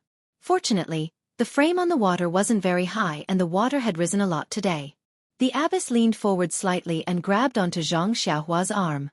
The abbess grabbed onto Zhang Xiaohua's arm and was about to use her internal energy to pull him to the shore. Suddenly she looked happy and shouted, "He's still alive." When the girl heard this, she was also very happy. She quickly came over to help. However, she was small and weak. What could she do to help? Moreover, Zhang Xiaohua's body wasn't heavy. The abbess only used one hand to pull him out of the river. She was just more careful than before. When the abbess saw that the girl wanted to help, she smiled and said, "Go boil some water and make some ginger soup. This child has been in the water for who knows how long. He must be cold. Drink some ginger soup to dispel the cold." When the little girl heard this, she skipped and ran away. The worry between her eyebrows seemed to have lessened a little. When the abbess carried Zhang Xiaohua to the straw hut, she changed his wet clothes and wrapped him in a thick quilt. Then, she carefully checked his pulse and used her internal energy to check his body. Her expression became even more serious. At this time, she saw that Zhang Xiaohua's left hand was tightly holding onto the small sword. She tried to pull it out with her hand but it didn't budge. She then put Zhang Xiaohua's left hand and the small sword in his hand into the quilt. When the girl walked into the straw hut with the bowl, the abbess was still frowning. She seemed to be thinking about something. The girl carefully asked, "Abbess, what happened to him? Can he still be saved?" When the abbess saw that the girl was worried, she smiled and said, "He didn't fall into the water for no reason. He suffered a very serious internal injury and was thrown into the river by someone." When the girl heard this, she became even sadder and said, "He's about the same age as me. Who could he have offended? It must be a bad person who caused him to be like this. Abbess, aren't you a martial arts expert? You must save him." Hearing the girl's words, the abbess couldn't help but feel ashamed. She had been in the martial arts world for too long. Her considerations were too complicated. Just now, she was actually thinking whether this youth was a bad person. She couldn't see it clearly as a little girl. How could a teenager be a bad person? Since this was the case, how could she not save him? Thus, the abbess ordered the girl to go out and put a wooden basin in front of the Kong. Then, she helped Zhang Xiaohua up and put him in a meditative position. Then, she sat behind Xianxia and put her palms on his back. She then used her sex-unique healing method to help Xianxia heal the injury from the light golden palm. Not long after, Xianxia's face gradually became rosy and there was a faint steam rising from his head. The abbess' right palm pulled out and immediately Xianxia's back. Then, she used more strength and with a paw sound, she slapped his shoulder. Xianxia's mouth opened and he spat out a few mouthfuls of blood into the wooden basin. Most of the blood was black and had already solidified. Seeing Xianxia spit out the blood clots, the abbess let out a long breath. She withdrew her palms and carefully laid Xianxia flat on the Kong. At this time, Xianxia's face was slightly rosy and his breathing was also slightly stable. His forehead was covered in sweat and there were signs that he was alive. The girl quickly took the wooden basin out and poured the dirty blood into the river. When she returned to the house, she carefully asked, "Abbess, is he cured just like that?" The abbess smiled and said, "How can it be that simple? I only forced out the clogged blood. He has never practiced internal energy and his meridians are still blocked. Using internal energy to treat him won't be very effective. Only medicinal stones are the best way to treat him. That's the skill of a doctor and I can't do it. But where can we find a doctor in the wilderness? The nearest town is a day's journey away and he'll have to use his qinggong to get there. How can he withstand the bumpy journey with his injuries? I'm afraid he'll lose his life before he reaches town." The girl frowned and said, "Then what should we do?" The abbess continued, "I don't know which bastard injured this child, but the attack was very vicious. All the organs in his body have been displaced. If the injury to his heart was even a little heavier, he would have died long ago. However, he was probably thrown into the river. During this period of floating in the water, it was like sleeping on a Kong bed. The organs in his body were not damaged and are already recovering slightly. I still have a few good healing pills here.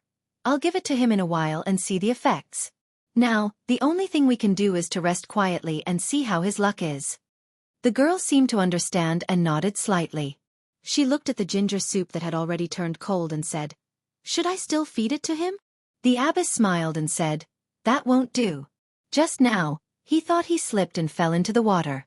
The ginger soup can dispel the cold, but now he has internal injuries. This ginger soup is something that stimulates the body. If we let him drink it, won't he die?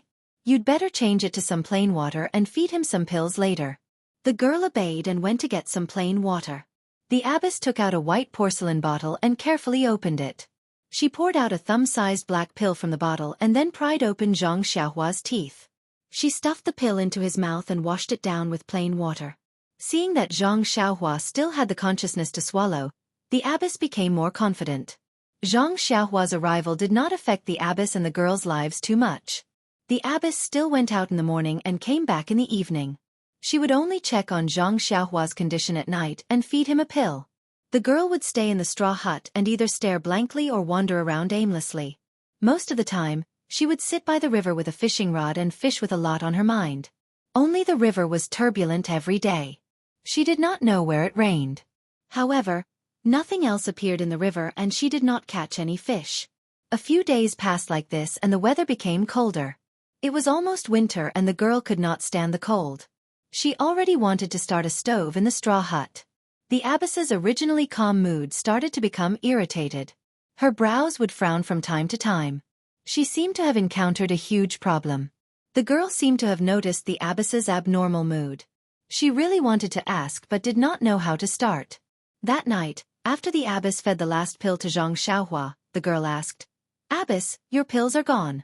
How are you going to feed him tomorrow?" The abbess took Zhang Xiaohua's pulse and sent a wave of internal energy into his body to check. She said, "There are only so many pills. If there is an effect, then it is enough. If there is no effect, then it is useless no matter how many pills there are." The girl was a little worried and said, "Then how is he now? Is there any effect?" "Don't let our Baba fish him up and bury him. That would not be worth it." The abbess smiled and said, "Saving people is the process. There is no guarantee that there will be an outcome.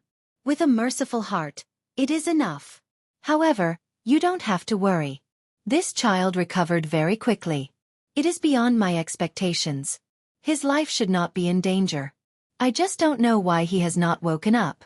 If this goes on, it will not work. I still have to return to the sect before the end of the year. You also have to go with me. I cannot leave you in the deep mountains.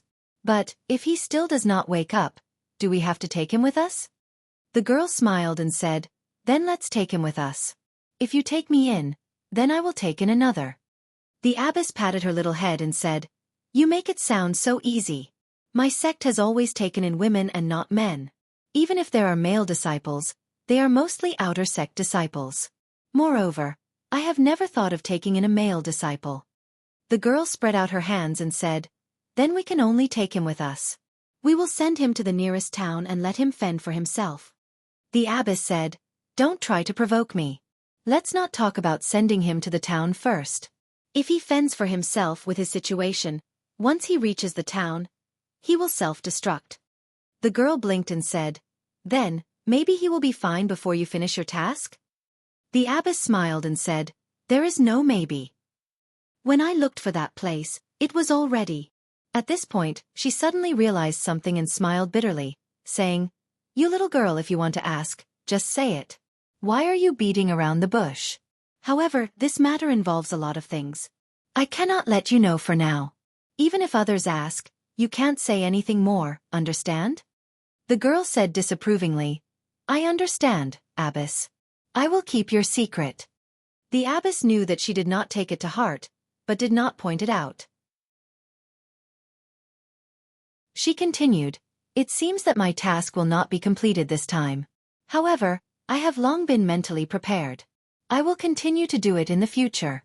Let's wait a few more days. Looking at the time, we can still make it back to the mountain. The girl pouted and said, I will listen to you, abbess. I have nowhere to go anyway. The abbess patted her head and said lovingly, it's okay. You will have a place to go in the future. 2 days later, in the wee hours of this day, when the morning sun shone brightly, Xianxia, who had been unconscious on the bed of the straw hut, suddenly opened his eyes. In his black eyes, a ball of light flashed and disappeared. Xianxia, who had just woken up, looked at the unfamiliar cottage in front of him and felt very strange. However, after thinking for a while, he roughly knew how he felt. He tried to turn over and sit up, but when he lifted his chest slightly, he immediately felt an unbearable pain in his chest. He could not help but groan and lie back down on the bed.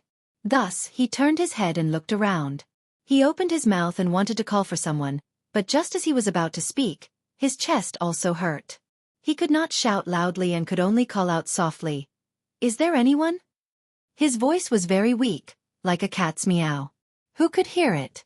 Luckily, Xianxia could still move his arm. Just as he wanted to move, he realized that his left hand was still tightly holding onto the small sword. Xianxia sighed with emotion as he held the small sword in front of his eyes with difficulty. Looking at the familiar toy, he once again had doubts in his heart. What exactly was this? Was it really a toy? Normally, when practicing sword moves, it would be understandable to stab into a tree or a rock.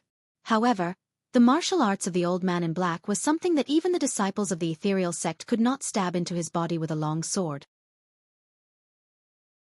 For this small sword to be able to stab into his body so easily, it was really inconceivable.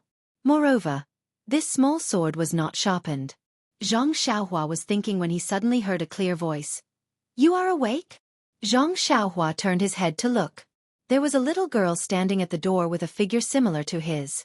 Her face was like a duck's egg, and it was a little red from the cold. Her big eyes were flashing with a trace of surprise, and she was holding a fishing rod in her hand. Xianxia was puzzled. Was this the child of a fisherman? She went fishing early in the morning to make a living? However, she did not look too beautiful, but the temperament between her eyebrows could not lie. What kind of fisherman's child would be so imposing? Sure enough, the girl quickly put down the fishing rod and shouted, Wait here, I'll tell the master now. After saying that, she turned around and ran out. Her black hair fluttered, leaving behind a beautiful scenery. Not long after, the master quickly walked over and said happily, God bless, you finally woke up in time. Let me take a look first. After saying that, she walked to Xianxia's Kong and took his pulse.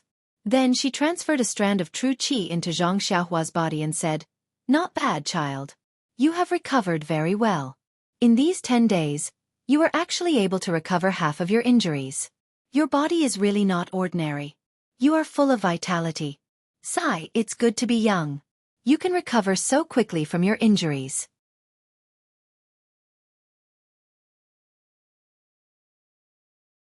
Chapter 129. Hearing that she had been unconscious for more than 10 days, Xianxia cursed in her heart. The attack on the rainy night was still vivid in her mind. She didn't know how Yen and the others were doing. That old man in black was probably killed by her. But were the people who came later really the Misty School's reinforcements? If Yen and the others were out of danger, they must be looking for her. More than 10 days had passed. Who knew where they had found her?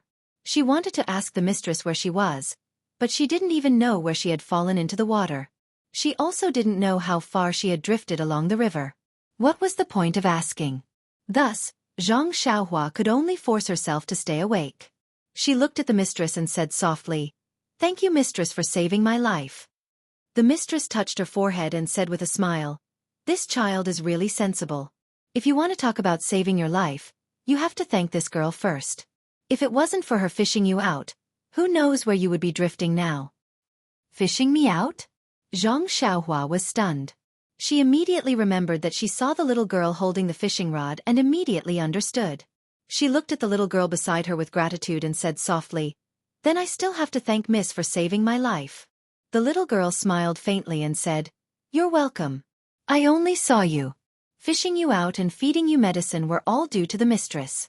I don't dare to take the credit." Xianxia thought for a moment and said, "No matter what, I still have to thank the mistress and miss for their kindness." The mistress saw that Xianxia was a bit tired and said, "All right, since you're awake, take your time to recuperate. We can talk about these things later. Sleep for a while first." When Xianxia heard this, he nodded his head slightly. He had only said a few words when he felt that his body was drained of energy. He just wanted to sleep. When he heard the abbess's instructions, he quietly closed his eyes and fell asleep not long after. When Xianxia woke up again, it was already evening. With the little girl's help, Xianxia struggled to eat something. Only then did she regain some energy. Not long after, the mistress also returned. Seeing that Xianxia had woken up and was in good spirits, she was also full of joy. The mistress helped Xianxia sit up and put the quilt behind his back. Then she put him on the quilt and the three of them began to talk. Naturally, the mistress asked about Xianxia's origin. Xianxia thought for a moment and said, "Mistress, my name is Xianxia. I work in a Chinese medicine field in a mountain villa. This time, I went to the south with the owner of the villa to do something. On the way, we were attacked by bandits at night. I was beaten by an old man in black and fell into the river. As for the exact location of the villa and the owner's name, when I left the villa, someone specially told me not to reveal my whereabouts. I don't know their exact whereabouts now, but I think it's best to keep my promise and not tell you. What do you think?" In fact, the mistress didn't mean to get to the bottom of it. She was just asking. Seeing that Xianxia kept his promise, she was happy in her heart. She had been in the Jianghu for so many years, and it was rare to see such a simple child. Of course, the mistress didn't mean to make things difficult for Xianxia. Just as the mistress was about to speak, the little girl next to her laughed out loud and said, "Xiaohua, your name sounds nice. Why does it sound like a girl's name?" "Xiaohua, Xiaohua. It reminds me of the little white flower on the top of the mountain." This was the second time that Xianxia heard others say that his name was funny. However, seeing the little girl's flower-like smile, he didn't have any bad feelings. He only said weakly, "I don't think there's anything wrong with the name my parents gave me." "Then, what's your name?" This was a very ordinary sentence, but in the little girl's ears, it was like a thunderbolt. The little girl's face turned pale. She bit her lips and held back her tears. Under the mistress's pitiful gaze she said, "I don't know what my name is. I seem to have forgotten everything, but at the same time, I remember everything.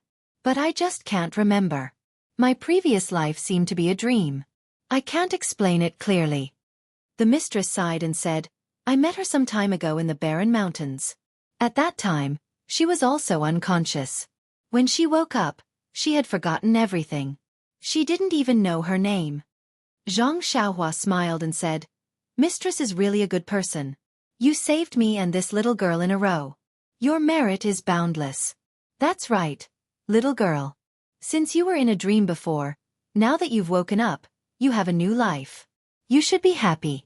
If you don't have a name, you can give it a new one. I think no matter if it's in a dream or not, you only need to keep your true self. How about I call you Meng?" When the little girl heard this, her eyes lit up. She smiled and said, "Meng, that's right. All living things are dreams. I'm no exception. From now on, I'll be called Meng." "Hee, thank you, Zhang Xiaohua." The mistress clapped her hands and said, "That's right. Zhang Xiaohua, you look like a scholar. How come you're a farmer?" Zhang Xiaohua said embarrassedly, "My family was poor since I was young. When I was young, I wasn't smart.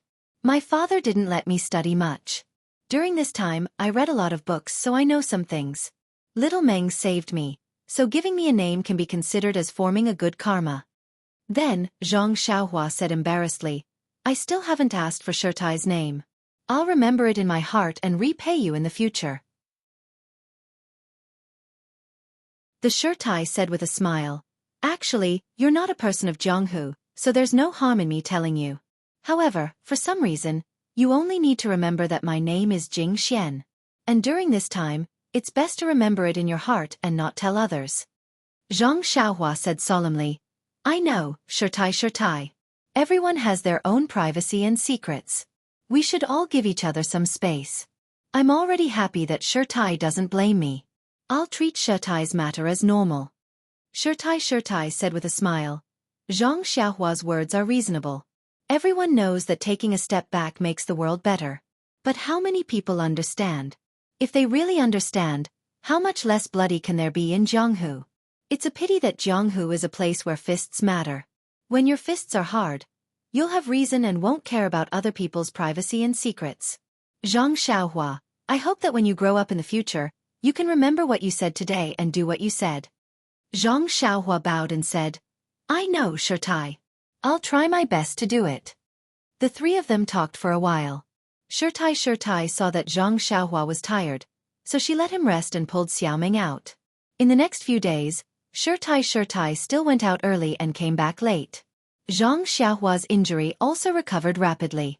Shirtai was very surprised by this situation.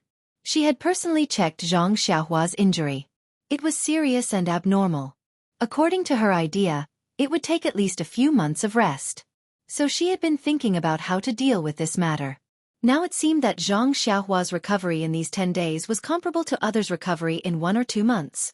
Was it really because her pill was effective, or was it because Zhang Xiaohua was young and easy to recover? Looking at Shirtai's surprised eyes, Zhang Xiaohua also thought of her elder brother's injury that day. Didn't Zhang Xiaolong's internal injury recover very quickly last year? At that time, everyone thought that it was because of the spring water at home. She had been out for almost a year and had not drunk the spring water for a long time. Was it because she had drunk the spring water before? The spring water could cure internal injuries. This kind of thing was just thinking about. If she said it out loud, she would be said to have a brain problem for no reason. So Zhang Xiaohua could only keep her mouth shut. In fact, the reason why Zhang Xiaohua had been in a coma for more than 10 days was naturally because her body had automatically healed her injury. The longer she was in a coma, the better the recovery. Now that she had woken up, her injury was of course recovering rapidly. Zhang Xiaohua did not know this, and neither did Shirtai.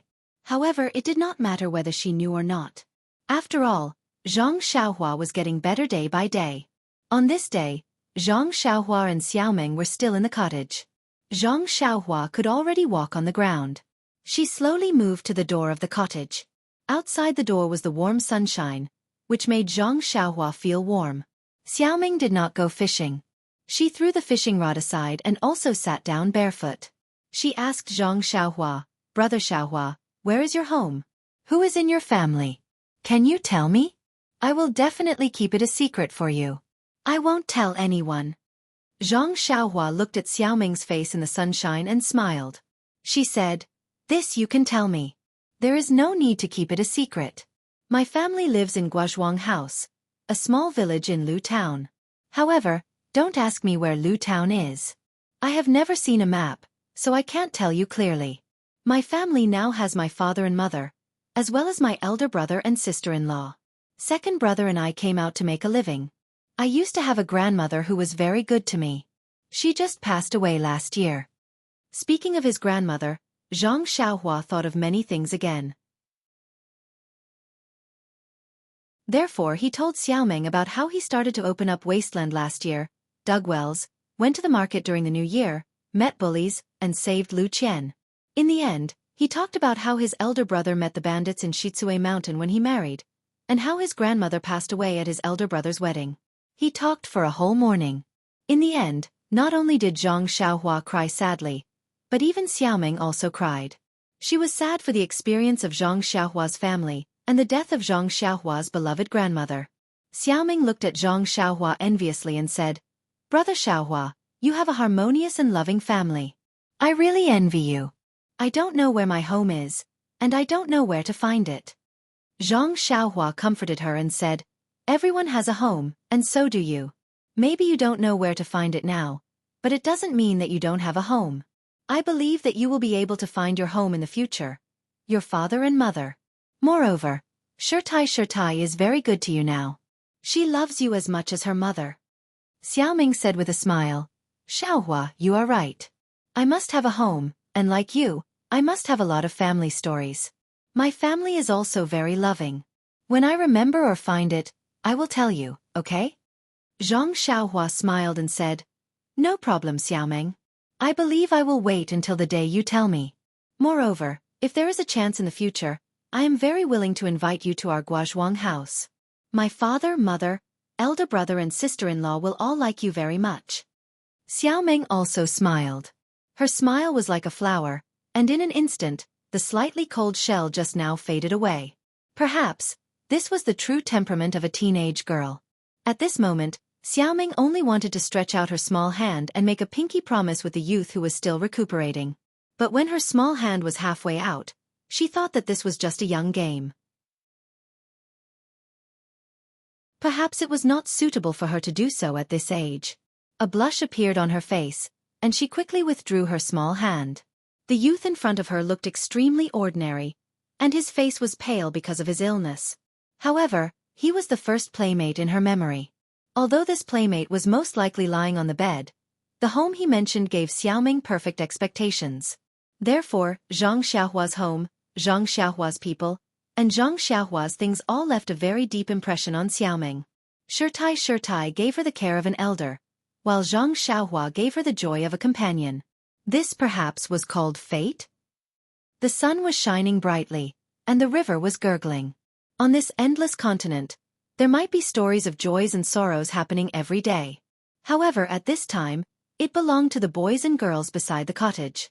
Only with support and trust would there be hope and a future. That night, Shirtai came back very late. He also looked extremely tired.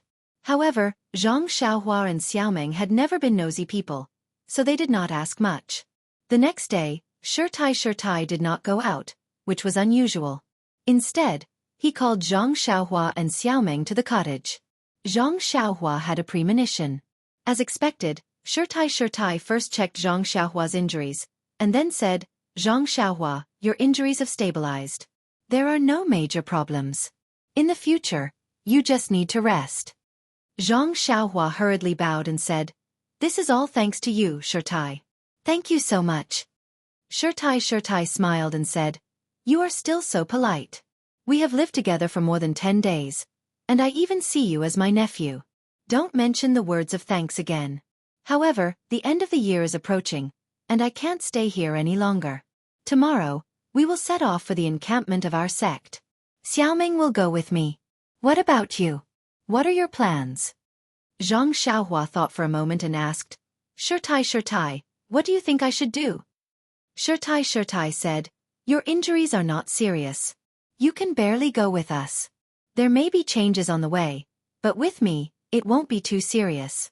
I can put you in the nearest town, and then you can make your own plans.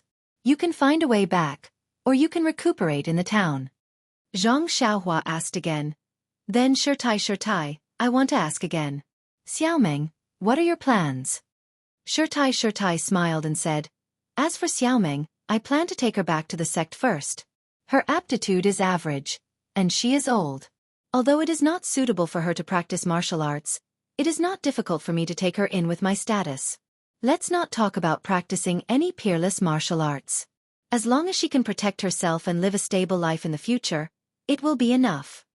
Xiaoming had been worried about her future, but she was indifferent and sometimes was too lazy to ask.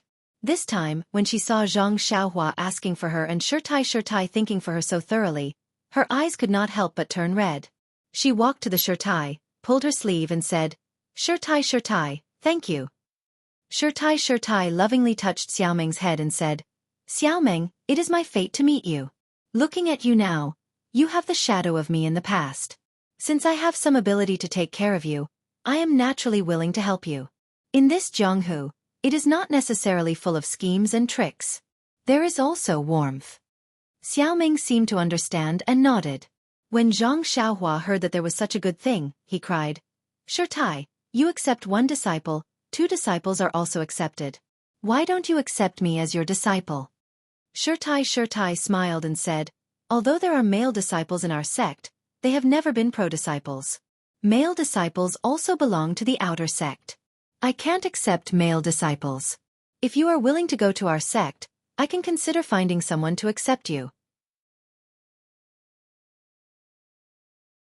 However, you are old and have passed the best time to practice martial arts. This martial art may not be able to succeed. Zhang Xiaohua's heart was cold. Why did these masters have this argument? Forget it. Thinking of Yan's promise, he was still a little disheartened and said, I just want Shirtai to teach me. If it is someone else, then forget it. Shirtai said, you child, to be able to enter my sect, even if you are an outer sect disciple, the requirements are extremely high. However, she didn't want to say the name of the sect, nor did she want to force Zhang Xiaohua, so she didn't say anything more. Zhang Xiaohua said again, Abbess, I've thought about it and decided that I won't follow you to the nearest town. As you said just now, there are still some problems. First, I'm afraid that if anything happens, it will affect your plans. Second, if you bring me along, won't it also affect your itinerary? I'll just stay here and recuperate from my injuries. Besides, this place is near the river, so my companions might find their way here in the next few days. If I leave now, won't I miss them again? Shirtai was silent for a moment and said, Zhang Xiaohua, what you said makes sense. It's better to be quiet than to move. You'd better recuperate here. The surroundings are very safe and there is enough food for you to spend the new year. By the way, I'll tell you the route to the town later. Don't get lost in the end. After saying that, Shirtai told Zhang Xiaohua the route from the cottage to the town in detail. Then she took out some silver from her arms and gave it to Zhang Xiaohua. Only then did she take Xiaoming out to pack their things. Perhaps it was the last time she would spend with Shirtai and Xiaoming. Zhang Xiaohua felt that time passed abnormally fast. Unknowingly, it was evening. The sun was setting, and a faint red color hung on the west mountain. Zhang Xiaohua held her cheeks and sat alone by the river. At this time, Xiaoming quietly walked over. Like Zhang Xiaohua, Xiaoming sat by the river with one hand behind her back. She looked at the sun in the distance and asked, What are you thinking about? Zhang Xiaohua said, I'm thinking that the ancients said that the sunset is infinitely good. It's just that dusk is near. This beautiful time is always short. Xiaoming was also sad and said, It's precisely because it's short that it's beautiful. If it lasts for a long time, it will be boring. Zhang Xiaohua smiled and said, Xiaoming is right. We've only met for more than 10 days. Naturally, it feels good. If it's more than 10 years, what will happen? Xiaoming's face was a little red. She didn't know if Zhang Xiaohua said it unintentionally, or if she listened attentively, or if it was the reflection of the setting sun. Please collect it, thank you.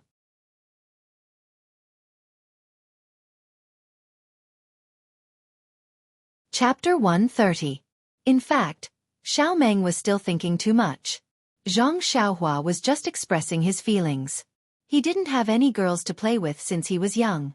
These 10 days were when his body was at its weakest. Suddenly, There was a girl around his age who took care of him and talked to him.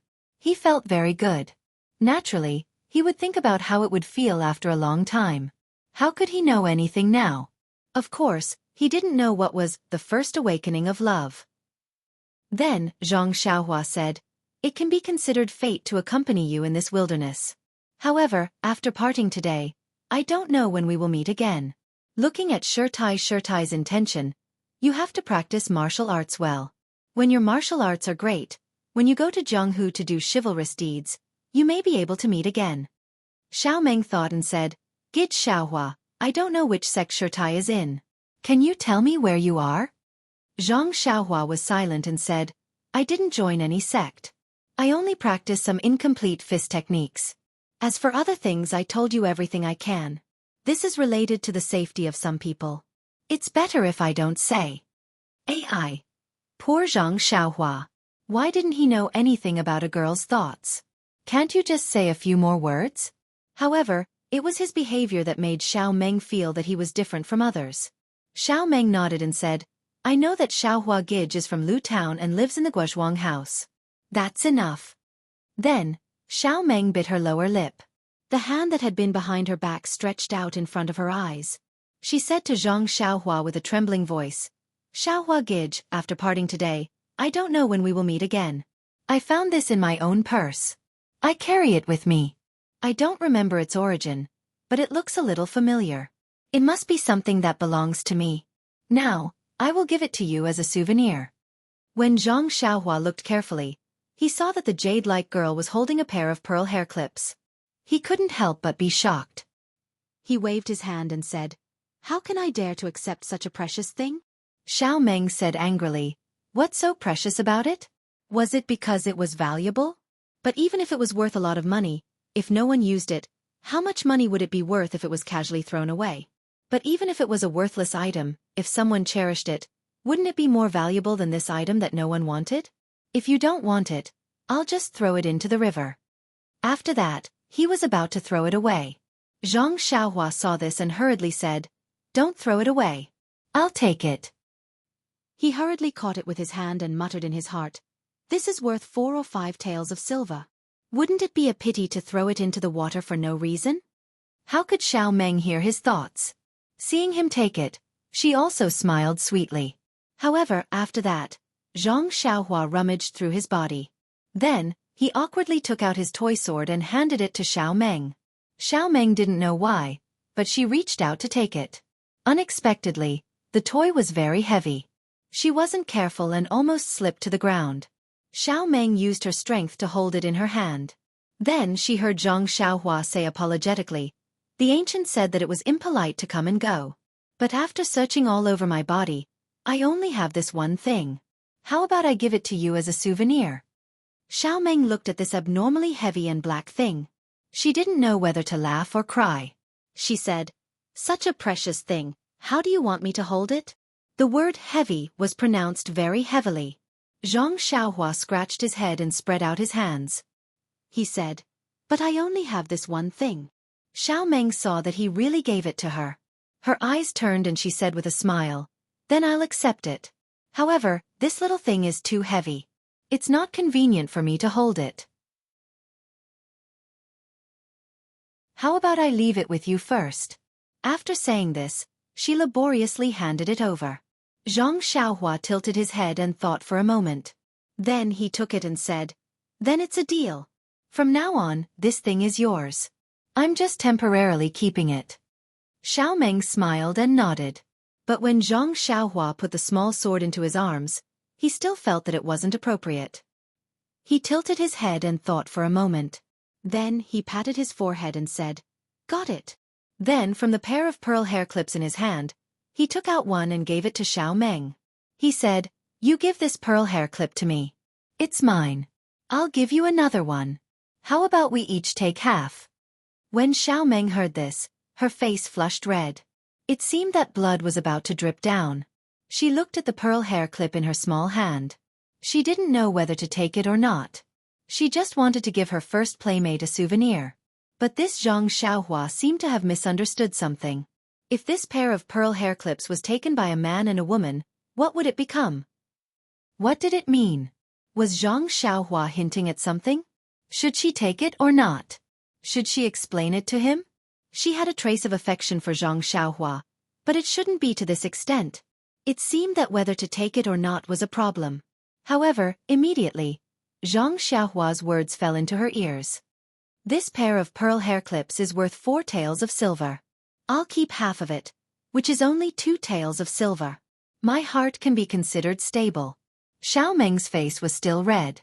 She fiercely glared at Zhang Xiaohua, stamped her feet, and snatched the pearl hair clip from Zhang Xiaohua's hand. She rebuked, "Stable your dead head." After that, she turned around and ran back to the cottage. Zhang Xiaohua couldn't help but be stunned on the spot. He murmured, "Wasn't it fine just now? I kindly gave you a pearl hair clip. How did it become like this?" Then, Zhang Xiaohua subconsciously looked at the sky and muttered, "It's not raining today. Why are you in such a hurry to go back? You don't need to take the clothes." Until the night's rest, Xiao Meng's face was as cold as ice. She didn't give him any smile. Zhang Xiaohua didn't know what he had done to offend her. When he woke up the next day, Zhang Xiaohua found a small cloth bag beside the Kong. He opened it and saw some scattered silver inside. He couldn't help but feel a little warm in his heart. At the same time, he also had a bad premonition. So, he took the cloth bag and hurried out. Sure enough, the house was empty. Shirtai and Xiao Meng had left long before dawn. Zhang Xiaohua held the warm cloth bag in his hand. He understood that Shirtai was really a good person. He had already given him some silver yesterday. Now that he was leaving, he was afraid that he wouldn't have enough. The next time he saw him, he must pay him back double. However, he didn't notice that the cloth bag with silver was Xiao Meng's handkerchief. This was normal. As long as it was something with silver, he would only look at silver. Zhang Xiaohua stood at the door of the cottage and was stunned for a moment. Then, he came back to his senses and went back to the house in disappointment. When the Shirtai left, she must have come to his house to say goodbye. However, she couldn't wake him up. He must be surprised. This was also good. He left quietly and didn't take away any clouds. He didn't want to hold hands and look at each other with tears. He was speechless.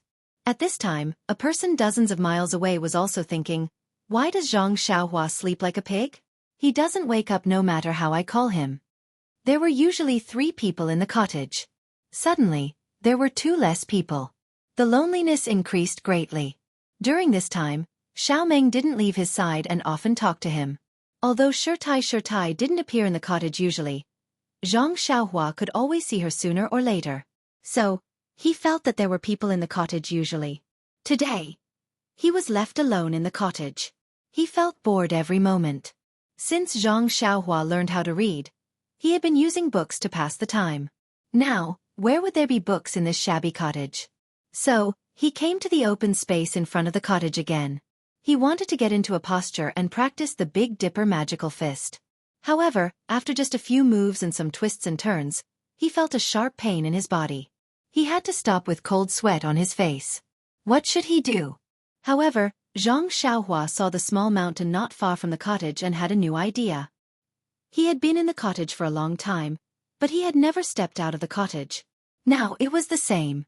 It was a good thing to go to the back. So not long after, Zhang Xiaohua took a small stick that he found in the cottage and used it as a crutch. Holding it with his left hand, he walked to the back of the cottage step by step.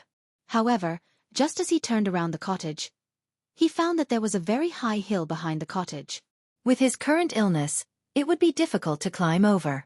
Zhang Xiaohua had no choice but to walk along the side of the hill.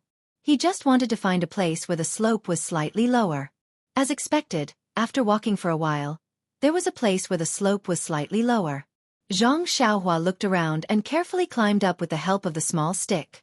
When he reached the top of the hill, he saw a different scene. This was a flat land full of trees. The bleak winter wind blew all the trees in his eyes, leaving only bare branches reaching to the sky. The ground was full of fallen leaves and weeds. The hill that he saw in the cottage was at the end of his vision. It was also the end of the forest. At a glance, he didn't know how far it was. Zhang Xiaohua walked along the high hill for a while and found a place where he could go down. Then, he slid down the high hill. The forest was full of fallen leaves. It was very comfortable to walk up. Zhang Xiaohua looked around and walked forward. There were some birds chirping in the forest. The chirping was very moving. Occasionally, there were the sounds of small animals jumping between the branches. Zhang Xiaohua heard it clearly. They should be squirrels. Even after walking for a while, he heard the hurried sounds of leaves and weeds in the forest. At first, Zhang Xiaohua thought that there were people walking like him, but the sounds were hurried and intermittent. After listening for a while, he suddenly realized that it was probably some rabbits looking for food for winter. Thinking of small animals, Zhang Xiaohua couldn't help but swallow his saliva. Life in the cottage was very peaceful. They didn't even have to eat meat. It had been a long time since he smelled meat. He was craving it. If he could catch a rabbit or something like that to eat, how good would that be? But what about his own injuries? Zhang Xiaohua looked at the small walking stick in his hand and gave up this idea for the time being. Zhang Xiaohua continued forward for a while and looked up at the small mountain again. It was still not far away. Only then did he understand the true meaning of the phrase, "A mountain runs to its death." If he insisted on continuing forward, he would be exhausted to death today. So be it. He just came out for a walk. There was no reason for him to be exhausted. He casually picked up a few dry branches on the ground and turned back. At this moment, Zhang Xiaohua thought of a problem. The Shirtai went out early and came back late every day. In this place where birds shit every day, what was there to be busy with? However, the Shirtai's lightness skill was very good. Naturally, she could move around a wide range. Maybe she was looking for something? Maybe she was looking for someone? Maybe she was thinking about the problem, or maybe she was going back the way she came. But not long after, Zhang Xiaohua returned to the front of the high slope. Looking at the high slope that he had to climb up with difficulty, Zhang Xiaohua couldn't help but shake his head. The Shirtai had its own way of doing things. Wasn't he worried for the ancient people? Zhang Xiaohua shook his head and began to climb up the ladder. Walking back to the cottage, Zhang Xiaohua was already covered in sweat. However, his body was also very comfortable. Life was about exercise. The ancient people didn't lie to him. The rest of the time was also boring. Zhang Xiaohua took the fishing rod left by Xiaomeng and wanted to go fishing. However, he couldn't find a suitable bait near the cottage. He had to learn from Xiaomeng and throw the fishing line into the river. Looking at the flowing river, he prayed that the fish would take the bait. Presumably, Zhang Xiaohua's heart was not sincere. God didn't hear his prayer. God didn't send him any fish, and he didn't catch anything. However, this boring time was spent by Zhang Xiaohua. After a few more days, Zhang Xiaohua felt much better. Then he tried to practice boxing again. Although there were many places where he still couldn't fully perform, his hands and feet became more flexible. He didn't look sick anymore. It was getting colder day by day. However, Zhang Xiaohua had a question that he couldn't figure out. He remembered that when winter came last year, he was still very afraid of the cold and wore a cotton-padded jacket early. However, he didn't know how it was this year. The cold wind was blowing. Although the snow hadn't fallen yet, it was already cold. He was still wearing the jacket that he wore when he came out of the Huanxi mountain villa. Why didn't he feel cold? It was really strange. Was this place already in the south? Was it not as cold as the Guozhuang house in winter? After immersing himself in the boxing for a few days, Zhang Xiaohua didn't find the answer to his problem. However, the problem of boxing was solved with time. Zhang Xiaohua could now perform the whole set of Fist of the North Star with difficulty. The Fist of the North Star was also magical. No matter how slow or fast Zhang Xiaohua's speed was, as long as he practiced it over and over again, the flow would definitely appear by the 9th time. Of course, the difference was still in the amount of the flow. In the past, when Zhang Xiaohua practiced boxing in the mountain villa, he could only produce 3 different flows of hot and cold in the morning and at night. Since he didn't have to farm in the cottage, he spent all his time practicing boxing. However, after repeated practice, he found that the flow didn't appear without limit. Zhang Xiaohua practiced boxing 81 times a day. After 9 flows appeared in his body. No matter how fast or slow Zhang Xiaohua practiced boxing, the flow would never appear again. Could it be that the flow could only appear 9 times a day? Actually, in addition to practicing boxing, Zhang Xiaohua also tried to practice the sword moves that Elder Yu taught him. This time, he was able to kill the black-robed old man in the night attack completely because of this sword move. Zhang Xiaohua deeply understood the importance of these 16 life-saving changes. How could he not practice properly? Unfortunately, this sword move couldn't be compared to boxing. It was basically flashing and moving in the air. After practicing for a while, Zhang Xiaohua immediately felt that his body couldn't take it anymore and stopped. However, it wasn't without results. When Zhang Xiaohua stopped, he immediately thought that if he had immediately performed other changes after stabbing the black-robed old man's throat, that palm that almost killed him wouldn't have hit him. Of course, this was just a thought. However, there were only changes in the sword move and no changes in the footwork. This sword move would always be a heroic suicide. Zhang Xiaohua's state of mind was probably far from reaching that level. Zhang Xiaohua's boxing was practiced day by day. He also slowly practiced his sword moves. His body was also getting better day by day. However, there was still no news of the person he was waiting for. No matter if it was on land, no one passed by. Even in the river, there were no boats. Sometimes, Zhang Xiaohua was a little puzzled. How did this Shirtai find this cottage? Zhang Xiaohua was a little hesitant. Should he wait or not? Perhaps he should have left with the Shirtai at that time. Just as Zhang Xiaohua was hesitating, the first snow of the new year finally fell. Actually, as for whether it was the new year or not, Zhang Xiaohua already couldn't remember.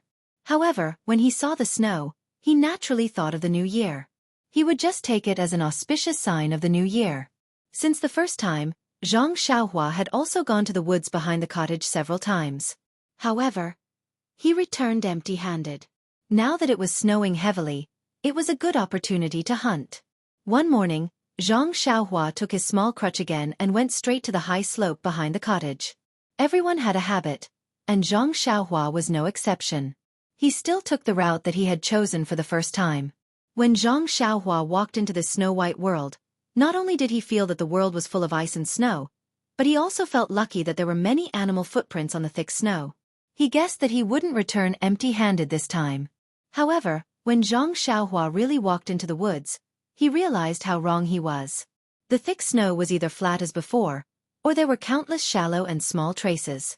Where could he find the footprints of rabbits and other animals? On this vast land, it seemed that only his footprints came from afar. Zhang Xiaohua thought for a while and identified the direction. He walked towards the distant hill. Perhaps there would be delicious prey there. Perhaps it was snowing. Along the way, Zhang Xiaohua rarely heard the chirping of birds. He guessed that they were all hiding in their nests and slacking off. According to Zhang Xiaohua's observation, there were no traces of animals on the snow. However, there was nothing strange. The snow was still falling. Perhaps it had been buried long ago. After walking for a while, the hill still seemed to be far away. However, this time Zhang Xiaohua was determined. Thinking of hunting there, he didn't give up early like the previous times, unless he could find rabbits in the woods. However, cunning rabbits always had 3 burrows. How could Zhang Xiaohua, who didn't have much hunting experience, find them? Therefore, the greedy Zhang Xiaohua could only trudge on the snow with difficulty. Please collect, thank you.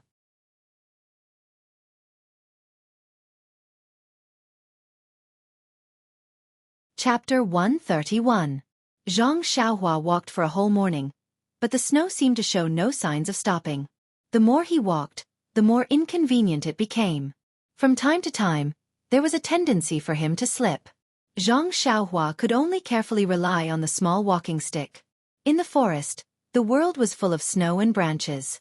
In addition to the falling snowflakes, there was only the squeaking sound of Zhang Xiaohua's feet stepping on the snow. In this environment, it was actually impossible to distinguish between north and south. Not to distinguish between north and south, but to Zhang Xiaohua, who had no sense of direction, there was not much difference. He only needed to look up at the small mountain. After not looking for a while, he suddenly looked up and found that he was much closer to the small mountain. However, Zhang Xiaohua's interest was not in the mountain, but the animals that could be eaten. After walking for a long time, He did not find the wild rabbits that were commonly seen on the mountain of Guozhuang House. Even the squirrels jumping on the trees were rare. How could he catch them to eat? Zhang Xiaohua was more and more surprised. However, if the squirrels hibernating in the tree hole knew Zhang Xiaohua's thoughts, perhaps they would collectively wake up from their hibernation and bite him together. We usually dance on the tree. It's fine if you admire us. Now that the snow has sealed the mountain, we are sleeping. You want to eat us? Do you want us to live? If scholarly Jin Feng knew, he would secretly give him a copy of Man and Nature, and then secretly feel ashamed. It was because of the teacher's laziness that he did not teach strictly. Zhang Xiaohua looked around just like this as he ceaselessly moved forward. As he walked, his eyelids suddenly twitched, and he immediately stopped moving. When he narrowed his eyes and looked ahead, he couldn't help but be overjoyed in his heart. Wasn't there a gray-colored and plump wild rabbit a few tens of steps away from him? Was that not the braised rabbit leg that he had been yearning for day and night? Since she had found her prey, Zhang Xiaohua began to carefully move forward. She moved lightly, afraid that she would disturb the dazed rabbit's state of mind. Unfortunately, even though Zhang Xiaohua had the experience of chasing chickens and rabbits when he was young, it was just a child's play. When it came to real hunting, he was far from being able to catch this silly rabbit in the snow. Look, when he was only a few feet away, the rabbit's long ears shook, and it immediately broke free from the state of being one with the rabbit. It was no longer a silly rabbit. At this moment, it had inherited the glorious tradition of the rabbit spirits. The souls of Bugs Bunny, Roger Rabbit, and Zhang Xiaohua were all possessed at this moment. At this moment, this silly rabbit was no longer a rabbit facing Zhang Xiaohua. It was all the rabbits that were being hunted. At this moment, it ran away, quickly distancing itself from Zhang Xiaohua. Rabbit, run! How could Zhang Xiaohua let the braised rabbit leg that was right in front of his mouth escape? He immediately chased after it, throwing the situation of his body's injuries to the back of his mind. Alas, sometimes the human body could still control the body. Thus, the man and the rabbit began a chase in the snowy wilderness. That rabbit was clever, running very fast, and changing directions from time to time, making it very difficult for Zhang Xiaohua to chase. On the other hand, although Zhang Xiaohua did not run very fast, he had the advantage of continuously exerting his strength. This horse stance took half a day, and his physical fitness was not for show. After chasing for a while, he did not feel anything. It was just that the injuries in his body had not healed, and there was pain from time to time, which did not allow him to exert his full strength. He could only maintain a certain speed, chase after the rabbit, and wait for the rabbit to be tired, and then capture it in one fell swoop. Zhang Xiaohua's little abacus crackled loudly, and his strategy was also very correct. Indeed, after chasing for a while, the rabbit's footsteps slowed down slightly. Zhang Xiaohua laughed in his heart, and put more strength into his feet. But as he chased, Zhang Xiaohua's eyes suddenly lit up. In front of him was a flat open ground, and not far from the flat ground was the small mountain that he had always wanted to see. It turned out that during the chase between the man and the rabbit, he had already unknowingly run out of the big forest. However, with the prey in front of him, Zhang Xiaohua did not have the time to admire the scene of a dancing silver snake in the field, and only chased after the rabbit that was also slightly dazed. The rabbit was also not careless. Hearing the sound behind it, it put more strength into it, and ran diagonally towards the small mountain. Not long after, it ran to the front of the mountain. The rabbit also changed its speed from just now, and ran slower. It must have been exhausted by Zhang Xiaohua's chase, but the mountain in front of it was not as high as the slope behind the cottage. It was very steep, so how could the rabbit climb up? It originally thought that it was a way to escape, but when it got closer, it found that it was a hopeless situation. The rabbit paused for a while, and ran along the mountain in a direction. Zhang Xiaohua naturally chased all the way. The rabbit ran slower and slower, and Zhang Xiaohua was getting closer and closer. Just a few more steps, Zhang Xiaohua could reach out and catch it. However, at this moment, the rabbit suddenly stopped, and sniffed around with its nose. Its long ears turned, and it looked back at Zhang Xiaohua, and then turned its head and ran towards the mountain. Zhang Xiaohua saw this from behind, and could not help but be amused. Could it be that this silly rabbit had become stupid after being chased by her? Running into a rock by itself? The ancients said that the cloud could protect the tree and wait for the rabbit. They really did not deceive her. However, what happened next made Xiangxia's jaw drop. The silly rabbit ran into the mountain rock, but it did not die as Xianxia had imagined. Instead, she felt a faint light flash, and the gray rabbit, the rabbit that Xianxia had been chasing for the whole morning, actually disappeared. Xianxia ran closer and rubbed her eyes in disbelief, wondering if her eyes were playing tricks on her. If it was not for the traces of the rabbit running through the snow, Xianxia really thought that she was dreaming this whole morning. Xianxia foolishly walked in front of the mountain rock where the rabbit disappeared. He did not dare to touch it with his hands, and only used the small walking stick to poke at the mountain rock. He did not find anything unusual, and the walking stick did not disappear, so he poked at the nearby stone wall again. Sure enough, he soon found something unusual. The place where the rabbit disappeared was in a circular area about half a person's height. Although there was no abnormal feeling when the walking stick poked it, but there were no snowflakes floating down, nor were there any gravel or mud falling down from above. And to the side, it was the same as Zhang Xiaohua's understanding. It could be brushed off the snowflakes, but if one used too much strength, some mud would fall from above. It was clear that if something was out of the ordinary, there must be something fishy about it. Then, Zhang Xiaohua used the walking stick to test the bottom. In the place where the rabbit's traces disappeared, there was an area about 1 foot square that the walking stick could reach. It was as if there was an invisible hole here. Seeing his small walking stick easily reach into the stone wall, Zhang Xiaohua still could not believe that this was the truth. The walking stick was about to reach the end, but the hole was still bottomless. When the stone wall was close to the hand of the walking stick, Zhang Xiaohua stopped, hesitated for a moment, and then reached in. He knew that his hand had disappeared, leaving only his wrist stuck in the stone wall. Only then did he truly believe that there was a hole here. When Zhang Xiaohua withdrew his walking stick in hand, he stood in the snow and carefully thought. What exactly was inside this thing? Should he take the risk and go in to take a look? Zhang Xiaohua was no less curious about the young man. However, if he had to go into an unknown hole just for a wild rabbit or a trace of curiosity, Zhang Xiaohua would never do it. He knew that curiosity killed the cat. However, if he went back to the cottage empty-handed, Zhang Xiaohua was also not willing to do it. After thinking for a moment, Zhang Xiaohua returned to the forest arrogantly. However, when he was about halfway, Zhang Xiaohua bent down, crawled on the snow, and quietly poked his head out. Just right, he could see the stone wall. Zhang Xiaohua started to make a living by waiting for rabbits. However, after waiting for a while, the wild rabbit still did not come out. Zhang Xiaohua was a little annoyed. Maybe the rabbit was too smart. It hid in there and then it was free. Maybe it was dangerous inside and the rabbit had already died. Maybe there was another way out and the rabbit had already run away? Thinking that the rabbit had already run away and he was still foolishly crawling on the snow, Zhang Xiaohua thought of something. But at that moment, a wild rabbit's head suddenly popped out of the hard stone wall. From afar, it looked very strange. The wild rabbit's head had long ears. It looked left and right before shrinking back. Then, it jumped out of the stone wall and ran off into the distance along the small mountain peak. Seeing the wild rabbit run out, Zhang Xiaohua did not immediately chase after it.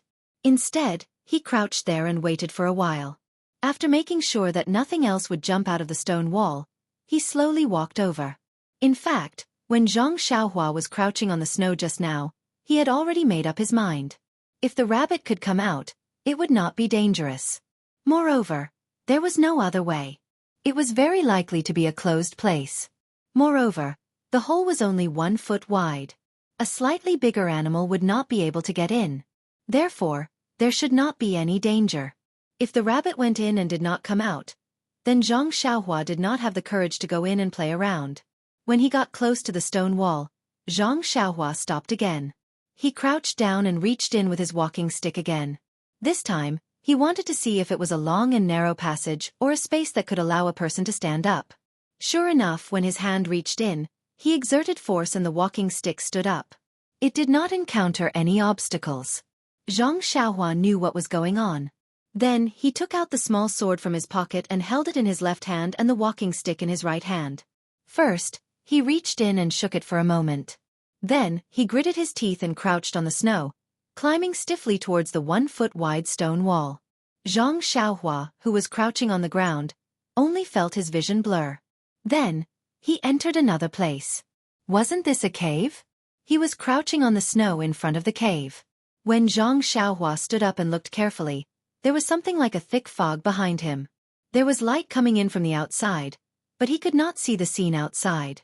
The snowflakes were still as big as outside, falling from the top of his head through the fog. On the snow, there were still traces of the rabbits jumping. In front of him, there was a small cave that was commonly seen on the mountain peak. It was slightly taller than Xianxia, but it was pitch black inside. He could not see clearly. The traces of the rabbit led to the inside. It was very messy. The rabbit must have entered and exited several times. Seeing such a scene, Xianxia's heart tensed up a little. However, he still threw the walking stick in his hand into the cave first. When he heard a dang sound from inside, there was no other sound. He then took out the fire starter from his pocket and carefully lit it. He held it in his right hand and the small sword in his left hand in front of his chest. Step by step, he walked into the pitch-black cave. When he walked into the cave, he carefully looked around with the fire starter. Only then did he feel completely relieved. This was an ordinary cave, the size of a small house. In the innermost part, there was a rectangular stone strip. Next to the stone strip, there was a stone table. There were a few small stone benches around.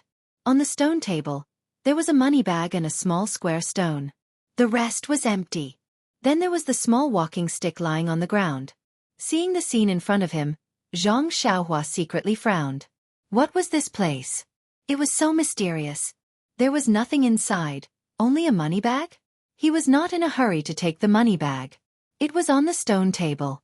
Sooner or later, it would be his. He could take it according to his mood. Therefore he still did not give up. He took the fire starter and carefully looked around the cave. He even picked up the walking stick and knocked on the stone wall.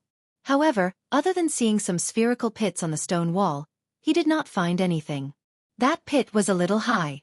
Xianxia's fingers could not reach it. He deliberately used the walking stick to poke at it, but he did not find anything. Only then did he give up and came to the front of the stone table. Xianxia took the small sword and picked up the money bag. He moved it. Seeing that there was nothing unusual, he moved the small square stone. It was also normal. Only then did he put the small sword back into his pocket. He picked up the stone with his left hand and looked at it carefully with the fire starter in front of his eyes. However, when he looked left, right, up and down, why couldn't he see any difference between it and the pebbles by the river? Could it be because of the different shape? Xianxia angrily threw the stone back on the stone table. He picked up the money bag full of expectations. However, when he picked it up lightly, his heart immediately floated. The enthusiasm in his heart turned into snow. He thought that this money bag would at least be filled with a few pieces of silver. It would be best if it could be filled with a few pieces of gold. That would be good. However, the first feeling in his hand told him that it was empty. Xianxia did not give up and squeezed with all his strength. However, he did not pinch anything out of it. He then shook it down, but he did not shake out a single rabbit hair. Xianxia could not help but be filled with regret. If he had known earlier, he would have caught that silly rabbit first. At least he could have a good meal at night. This was great. An empty money bag, a broken stone, nothing to do, and also a lot of time to crawl in the snow. Xianxia curled his lips. Just as he was about to throw the money bag back to the stone table, he twisted it with 2 fingers. He felt that the cloth of the money bag was not bad. It was quite delicate. Besides, he did not have a money bag. The silver that the master gave him was still in a piece of cloth. Now it was just right. Xianxia put the fire starter on the stone table. He took out the scattered silver from his pocket and poured it all into the money bag. He tied the mouth and threw it up and down in the air. Then he caught it. The feeling was quite good. Hee, at least this trip was not in vain. After that, Xianxia was about to take the fire starter from the stone table. At this time, his eyes fell on the stone. You said that if this was an ordinary stone, would someone be bored enough to put it on the table? Perhaps there was some mystery inside that he could not see through? Forget it. He would rather see wrongly than let it go. How could he have the time to return to a treasure mountain? Even if it was a small stone, he would still take it away. Thus, Xianxia picked up the small square stone again and threw it into the money bag. He put it into his pocket and then picked up the fire starter. He looked around again and then slowly walked out of the cave. Xianxia looked at the inconceivable thick fog in front of the cave. It was very strange. In such a mystical place, how could there be nothing mystical left for him? Even if there was a bag full of gold, he would not be surprised. But it just had to be an empty money bag. Suddenly, he thought of a problem. Why was there a 1-foot hole in the fog that he could enter? Someone must have been here. Since someone had been here, how could there be anything left for him? This empty money bag must have been taken by someone and casually thrown down. And that small white square stone must have been thrown away by someone. Xianxia sighed in his heart. Forget it. His luck was not on his side. Even if he picked up a money bag, it was not bad. At least it was worth his scattered silver. After calming himself down, Xianxia prepared to go out. The snow at the entrance of the cave was even heavier. The traces of him entering were almost covered up. Xianxia picked up his walking stick again and bent down. He slowly drilled out of the invisible hole. Then, an inconceivable scene appeared on the stone wall outside. First, a stick poked out from the hard stone wall. Then, a young man's head poked out. Then, he slowly crawled out until his whole body came out. Luckily, there was no one else in the wilderness. There was no need to shock the world. When Xianxia crawled out, he looked around. It was already late. The forest was still the same. There were still no wild rabbits. Xianxia patted the snow and mud off his body. Looking at the stone wall behind him, which was no different from the other parts of the mountain, he followed the footprints that were not covered by the snow and went back the way he came. After Xianxia left, the snow became heavier. Not long after, the falling snow covered Xianxia's footprints. Before dusk fell, there were no traces left. Only a plain empty space was left. At this time, poor Xianxia, who had no sense of direction, could still vaguely recognize the footprints that were about to be covered by the snow. He quickly ran towards the cottage. As he ran, he secretly prayed that he would not get lost. Perhaps Xianxia's prayer was effective, or perhaps it was because he had been to this forest many times before. When dusk fell, Xianxia saw a high slope in front of him.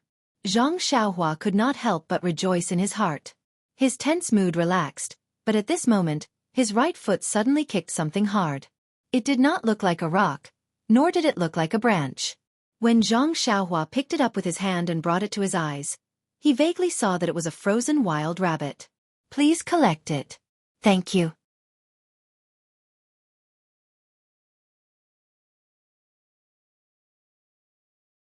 Chapter 132.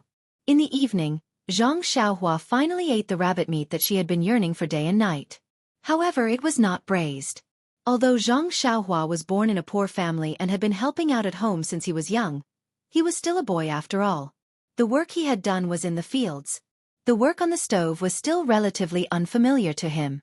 The closest thing he had done was to fetch spring water from the stove at home. Therefore, although she wanted to braise it, she simply peeled the rabbit skin and learned from her father's way of handling chickens. She simply cleaned the rabbit and put it in the pot to cook. When the water boiled and the meat was cooked, although there was no seasoning, it still smelled fragrant. Xianxia could not help but feel hungry. Then, Xianxia closed her eyes and silently muttered in her heart, "I'm eating braised rabbit meat, I'm eating braised rabbit meat." Then, she was not afraid of the heat. She fished out the whole rabbit from the pot and chewed happily. Her mouth was full of oil. She was very happy. Until Xianxia ate up the whole rabbit meat and licked the bare bones reluctantly. She threw the bones into the river in front of her. However, in the winter, the river that used to run in the past had already frozen. With a crack, the bones were thrown on the ice. It was impossible to destroy the evidence of the crime of eating meat. However, she was the fish meat, and she was the knife. Why should she be afraid? The law of the jungle was still applicable in Jianghu. Not to mention that Xianxia, who had satisfied her craving for good food, was caressing her round belly while holding a small stick. She was leisurely licking her teeth and looking at the night sky that was still snowing heavily. She was secretly trying to figure out the essence of suddenly looking back at it in the waning light. In the conference hall of the Misty School in the far north, Peng was gathering several brothers in the school to find the bones that had been thrown out. It was not snowing in the Misty Mountain Villa, but the clouds were still dense and the cold wind was whimpering. Although the door of the conference hall was blocked by a thick curtain, it was still difficult to prevent the cold from entering. However, at this time, the atmosphere in the conference hall was unusually cold, making people feel that it was even colder than outside. At the front of the meeting hall, Grand Gang leader Peng was sitting in his usual position with a gloomy face. The flickering light cast a shadow across his face from time to time, making him look even more ferocious. Perhaps it was at this moment that the majesty of a superior was fully displayed.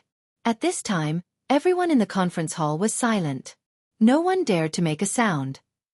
After a long while, Peng coughed and asked gently, "Senior brother, how is Yen'er's body?" Big Boss who usually looked very inconspicuous, also had a straight face as he said, "Yen'er's body is already weak. At night when she went out, she was drenched in the heavy rain and has already caught a cold. In addition, she was affected by the wind from the black-robed elder's palm and injured her internal organs. This illness and injury are quite serious. I heard from Hall Master Qin that she had already fainted on the way. After she woke up, she found a doctor along the way to treat her. After second brother rushed over, he also used his internal energy to treat Yen'er's injuries. After taking the medicine from the sect, she was already much better when she came back. Now, the doctor in the sect has already seen her and we have also invited a doctor from Pingyang City to treat her. Now, there is no major problem. After a short rest, she should be able to recover." Hearing that Yan's body had recovered, Peng's expression became slightly more restrained. He said to Big Boss Hu, "Senior brother, I'm a little busy here during this period. Please pay more attention and take care of Yen'er's matters." Big Boss Hu nodded and said, "Yen'er is our precious treasure. You can rest assured. Now that she is in our territory, I won't let her suffer the slightest grievance." Peng nodded and asked Hall Master Lu Yuzhou of the Law Enforcement Hall, "How's the investigation of the background of the black-robed men?" Lu Yuzhou hesitated for a moment and said, "After I received Sect Master's instructions, I immediately led my subordinates to investigate this matter personally. I know that eldest Miss and her group prioritize stability on their return journey. I'm afraid that it will take too long. Although the weather has turned cold, the corpses of the black-robed men will also rot. Therefore, I went ahead to receive eldest Miss in advance. I have personally checked the corpses of the black-robed men. I have also seen the features of their faces and bodies. I have also asked my subordinates to record them and prepare a record.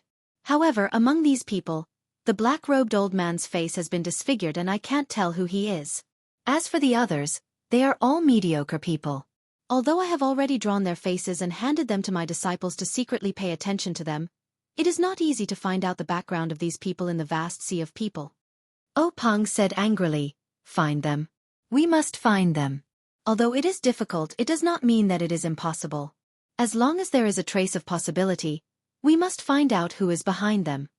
Lu Yuzhou hurriedly bowed and replied, "I will follow Sect Master's instructions." Peng calmed his emotions and then asked, "Are there any other clues?" Lu Yuzhou shook his head and said, "These black-robed men's clothes and weapons are all extremely common items. They are very common in the Jianghu. I was unable to find any valuable clues. Moreover, they did not carry anything with them at all.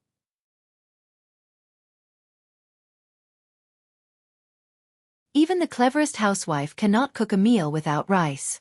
I was unable to find anything useful." Peng snorted through his nose and said, "Don't tell me you have no clue at all." Lu Yuzhou said in a low voice, "Your subordinate is incompetent. For the time being, I was unable to find any other clues." Then, he opened his mouth and looked like he wanted to say something but stopped. Peng could not help but frown and said, "If you have anything to say, just say it. You now have a great responsibility. You must find out who is behind this. Our Misty School is not a side school that can be bullied by others." Lu Yuzhou hurriedly bowed and said, "Your subordinate has more or less understood the situation at that time from the subordinates of Huanxi Manor and the female disciples of Mingcue Hall. However, I would like to know more about it. Hall Master Qin and Xianxia have been kept by Sect Master for the past few days. Your subordinate has not had the opportunity to find them.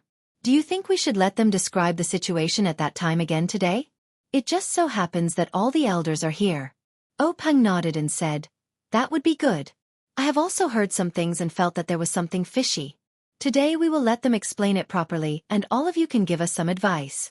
Xianxia, tell us the specific situation from beginning to end.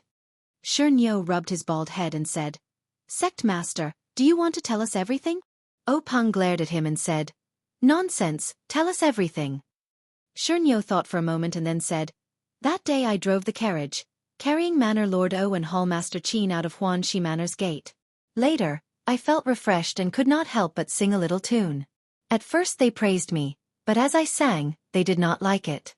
However, Sect Master, the heavens have pity on me. I only know this song. If you want me to sing something else, I can't sing it.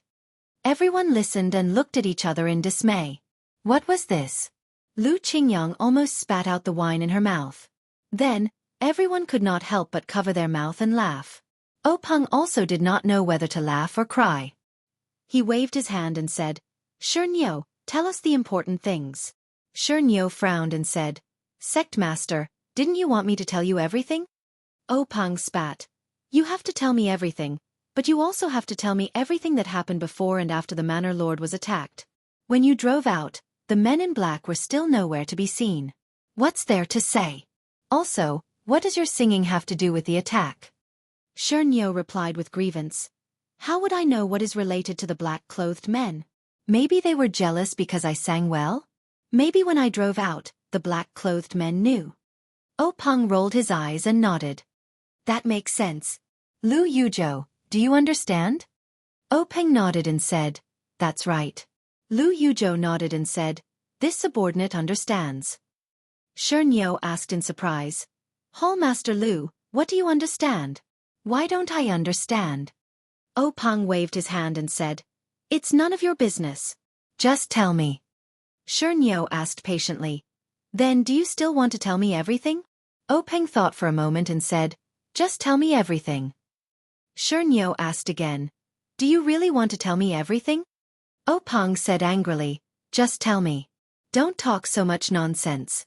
Even if you go to the toilet, you still have to tell me. Xianxia's face turned red. He hesitated and said, this need not be said. Peng gritted his teeth and was about to go berserk. Xianxia saw this and hurriedly told the truth. Although Xianxia was a careless and impetuous man, he talked about the things that happened along the way in detail. He spoke slowly and seemed to be very serious.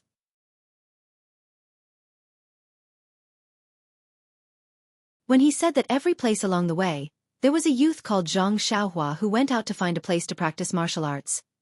Peng couldn't help but frown. He looked suspiciously at Aunt Qin and said, this youth called Xianxia, why does his name sound so familiar? Before Peng's voice fell, Lu Yuzhou immediately stood up and said anxiously, Hall Master Qin, this youth goes out every day. Didn't you follow him? It's very likely that he's a mole for the black-clothed men. Where is this person now? I have to catch him and interrogate him. Xianxia, who was talking heartily, naturally didn't dare to say anything after being interrupted by Peng. But when he heard Lu Yuzhou shout, he immediately became angry and said angrily, how can you say that about Xianxia? I can guarantee that Xianxia is definitely not a mole for the black-clothed men. Lu Yuzhou said, as long as he's a mole, he'll naturally hide it very well. How could he let you know? Xianxia, you're more careless so of course you wouldn't find out. Don't make a promise just because of personal feelings. At this time, a voice like an oriole's chirp sounded. Hall Master Lu, I also have the same thoughts as Xianxia. I'm willing to use my life to guarantee that this Xianxia is definitely not a mole. Lu Yuzhou didn't need to turn around to know that it was Aunt Qin who spoke. He frowned and said, Hall Master Qin, now isn't the time to let your emotions affect your decisions. We're looking for clues and we have to be suspicious of any clues. It's better to mistakenly kill one than to let one go. However, Aunt Qin was a bit anxious and said in one breath, all right then. Have you ever heard of a spy who reaches the end of his career will kill his own people? Have you ever heard of a spy who reaches the end of his career will sacrifice his own life to save the person he wants to kill? regardless of whether he knows martial arts or not. Lu Yuzhou was stunned and said in puzzlement, Hall Master Qin, you don't need to be so agitated. Speaking of Zhang Xiaohua, why are you talking so much?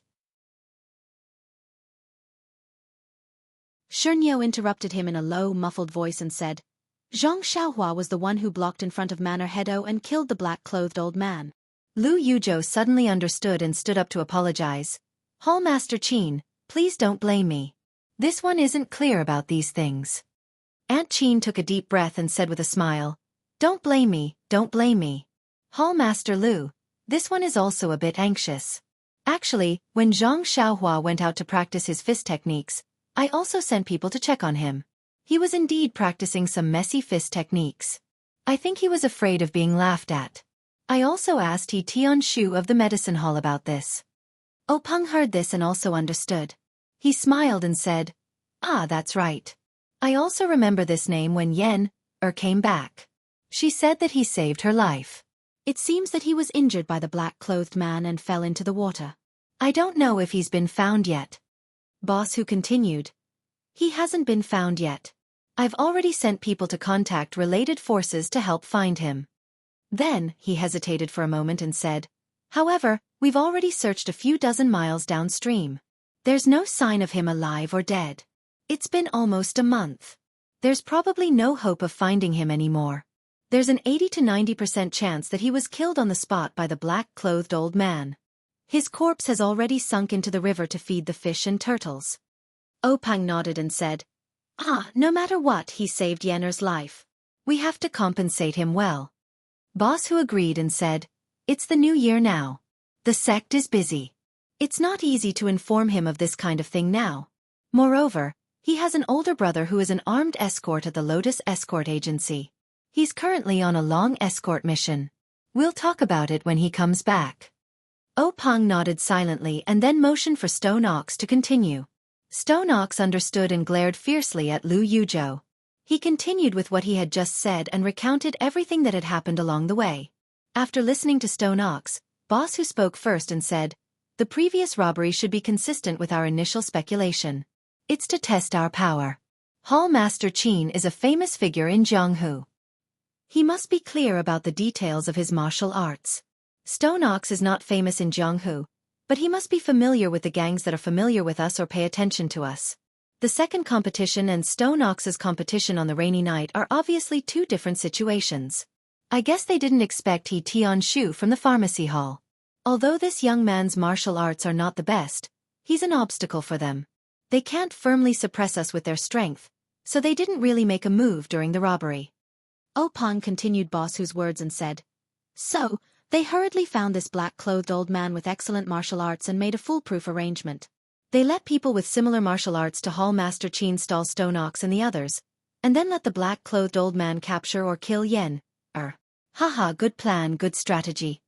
Boss Hu also smiled and said, However, they didn't expect that our disciples would see through the clues and send reinforcements to rescue them. Peng also smiled and said, Yes, this disciple called Lan Dong is very good. He's smart and careful. He went back to the school with the team. Let him hand over some things and choose another disciple to go down. Let him stay in the school and focus on training. He should be of great use. Boss Hu said, Yes, this time it's all thanks to Lan Dong. Without his news, we would still be in the dark. Second brother and fifth brother wouldn't be able to arrive in time. It's only right to reward him. At this time, Stone Ox opened his mouth and said, Big gang leader, I think this time the one with the greatest martial arts should be Zhang Xiaohua.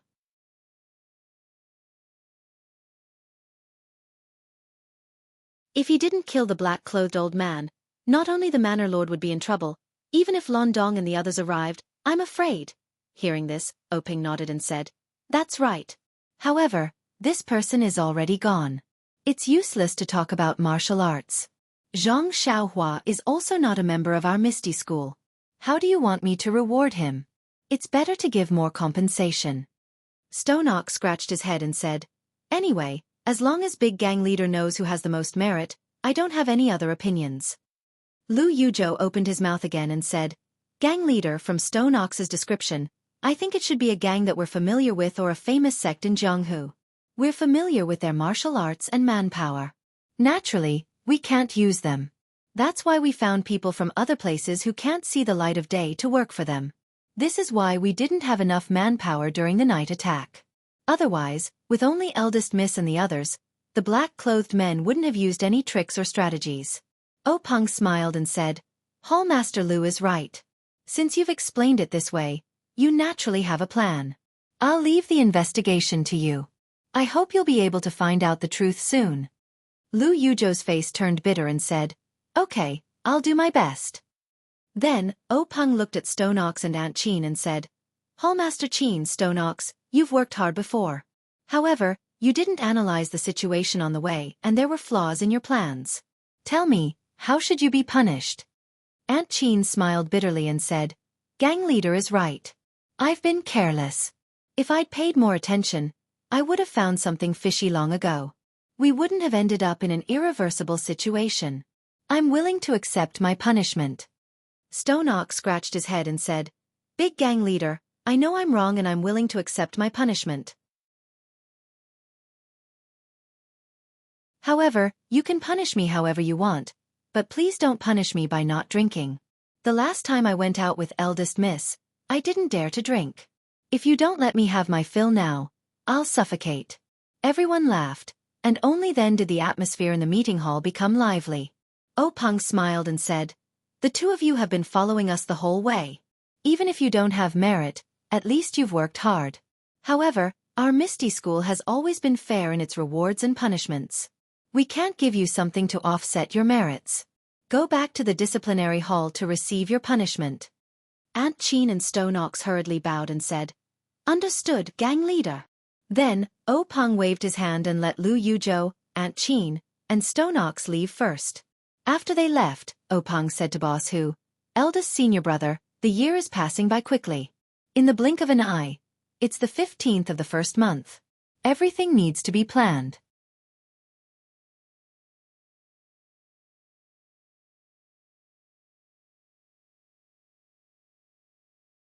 Chapter 133. Hu Lao laughed and said, Yes, tomorrow after tomorrow, year after year, as if this day last year was yesterday, vivid in my mind. I'm getting old. Li Jian, who had been silent all this time, interrupted and said, It's because we're old that there are young talents flocking to us. Peng said with a smile, Second brother is right. Didn't we all go through the same thing when we were young? However, I don't believe that eldest senior brother is old. Now that eldest senior brother's inner strength is profound. He is also a famous expert in the Jianghu. Although he is old, his ambition is still 1,000 miles away. He still has a lot of potential. Lu Qingyang, Lu Laowu shouted, What's there to be afraid of? When you're old, you can just eat the longevity pill. Hearing this, Hu Laoda frowned and said solemnly, Laowu, what did I say last year? Don't tell me you've forgotten? Lu Laowu shrunk his neck and muttered, This, of course I haven't forgotten your teachings. I just said it casually. Hu Laoda looked around the hall and said, I'll repeat it again today. My Misty School doesn't have any longevity pill. You've only heard about it. Remember. Everyone replied, Understood, eldest senior brother. Then, Su Peihua, Su Laowu, asked, Third brother, when will Laowu come back? Peng said with a smile, I just received news that Laowu and Shui Yupeng have already made their move. They should be back tomorrow or 2 days later. Su Laowu said, In the past, we 6 brothers used to spend the new year together. Now that there's the Luo Shui gang, we've left Laowu outside. I miss him a little. Peng said, The Luo Shui gang situation has just stabilized. Naturally, there needs to be someone to oversee it. Shui Yupeng's martial arts are good, but she's not good at scheming. Laowu can go over to help. Moreover, for the new year, the gang leader naturally has to be in the gang. Since I'm not going to Luo Shui, Shui Yupeng will have to be there. Anyway, they'll be back soon. Hu Lao laughed and said, Laowu is right. If you're the gang leader, you naturally have the responsibility of the gang leader. You have less time for yourself.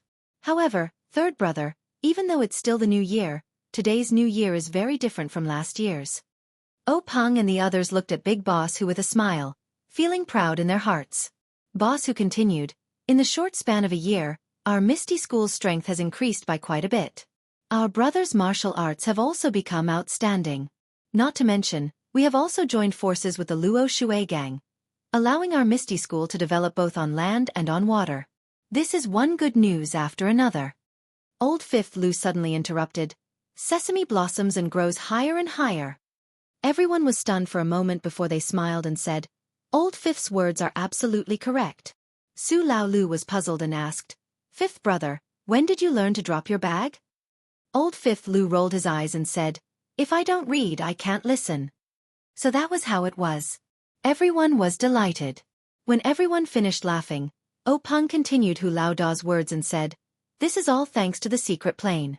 Therefore today, I asked you to stay behind to talk about the treasure hunt in the secret plane in a few days. Hearing this, Old Fifth Lu and Su Lao Lu did not speak. For this kind of discussion, they always only brought their ears and their mouths to drink. As for Li Jian, his face was still as calm as water. His eyes occasionally moved, but no one knew what he was thinking. O Peng had already known about this situation. His words were directed at everyone, but his eyes were looking at Big Boss Hu. Big Boss Hu laughed and said, Third brother, what are your thoughts? Let's listen first. Fourth brother is not here now. When he comes back, you can have a good discussion with him. O Peng said, In fact, it's very simple. Eldest senior brother, my opinion is the same as before. It's better for us to deal with the changes by sticking to the status quo. It's better for us to send an inconspicuous disciple. Big Boss Hu frowned and said, During this period of time, the strength of our Misty School has greatly increased. The strength of our elite disciples has also greatly increased. It will definitely fall into the eyes of some discerning people. It's inevitable that they will pay more attention to some of our actions. If we only send a disciple, we have to consider the safety issue. O Peng said with a smile, It's precisely because people will pay attention to it that we should do this. If you and I go, won't we attract more attention? It's better to send more disciples out and set up some smoke screens so that they can't figure out what we're going to do. In fact, I think that the secret plane may be known by others sooner or later. We can only hide it for as long as we can. We can take advantage of this time to get as much benefits as possible. Big Boss Hu asked again, So this time, we still let Yenming Jusher lead the operation? O Peng said with a wry smile, There's no other way. He has been there twice and is familiar with it. Moreover, he is the only one among the four forces that doesn't attract the attention of Jianghu people. If we don't let him go, who else can we send? Big Boss Hu laughed and said, Yenming Jusher is an honest and wonderful person with a good reputation. However, in front of the treasure, who won't be greedy? I hope he won't do anything stupid. O Peng said, We choose him because he is the weakest among the four forces. Before he does anything, he will think it over. Big Boss Hu said, In that case, I have no objection. What about you? Big Boss Hu turned to look at the others. Lu Laowu and Su Lao Lu were sipping wine. When they heard the eldest senior brother's question, they had no time to swallow the wine and just nodded hurriedly. Li Laower said, in a low voice to show his agreement. Seeing this, Big Boss Hu said with a smile, We have no objection. You go ahead and do it first. When Laosi comes back, we can discuss the specific details. By the way, it's better not to disclose this matter to Shui Yupeng. After all, we may know a person's face but not his heart. It can make us completely relieved. O Peng said with a smile, Don't worry, eldest senior brother. The fewer people who know a secret, the more confidential it is. Big Boss Hu said, Well, this matter is settled. I'm relieved that you can do it. You can do it. The rest of the people also had the same look in their eyes and felt the same. O Peng was speechless. He rubbed his nose with his fingers and smiled bitterly. Let's not talk about how O Peng arranged the troops and arranged the disciples to release the smoke screen the next day. Let's talk about Zhang Xiaohua, who had been labeled as a glorious death. He had no idea that he had enjoyed the treatment of dying in the line of duty. He was just bored by the boring wait. It was snowing outside the cottage. It didn't stop until dawn. The sky also cleared up. The bright sunlight shone on the dozens of miles of frozen ground. Standing by the river, looking at the frozen jade belt and the snow-covered mountains, the golden sunlight hit one's face. The scene was extremely magnificent. If one appreciated such an artistic conception calmly, one might be able to comprehend something. Unfortunately, what the impatient Zhang Xiaohua wanted to see was not a static picture. What he wanted was a moving portrait of the people who came to find him. Unfortunately, in this desolate wilderness, whether there was snow or not, there were no signs of people. Now that the river was frozen, there were no boats. Zhang Xiaohua was annoyed. He picked up a stone and threw it at the layer of ice on the water. With a light gotcha sound, the stone broke through the layer of ice and fell into the river. Then with a plop sound, it disappeared without a trace. Zhang Xiaohua suddenly realized that the layer of ice was not thick. He had wanted to jump on it to play, but now that he thought about it, his forehead was sweating. After a while of fear, Zhang Xiaohua could no longer keep his empty mind. He hurried back to the cottage. Using his fingers and toes to count, he realized that he had left the team for more than a month. Until now, no one had come to find him. Perhaps he was too optimistic. Zhang Xiaohua laughed at himself. The entire team's mission was to protect Yan's safety. When they were attacked by the men in black, the first thing they thought about was how to protect Yan. How could they spare more people to find him? Thinking about this, Zhang Xiaohua, who felt neglected, could not help but feel angry. They were all humans. They were all born of humans. Why couldn't they treat them equally? If they were born of demons, he would not be so calculative with them. Also, he stood up and saved the village head. Why did they give him some love and care? Why didn't they come to find him and let him feel the warmth of the mountain? This guy had wronged the people in the village. Why didn't he think about how far he had drifted? How could they find him? However, the kind Zhang Xiaohua immediately turned that trace of grief into worry for Yan and Qiu Tong. She did not know if her two sisters would be able to escape safely. Perhaps it was because they were still in danger that they could not send people to find him? Look, he had already learned to find excuses for others. What a kind country boy. Thinking about this, Zhang Xiaohua did not want to wait here for nothing. Thinking about the days. It should be the new year now. The desire to sit around the stove with his family immediately turned into motivation to move forward. Zhang Xiaohua quickly walked back to the cottage. After tidying up a little, he prepared to get up.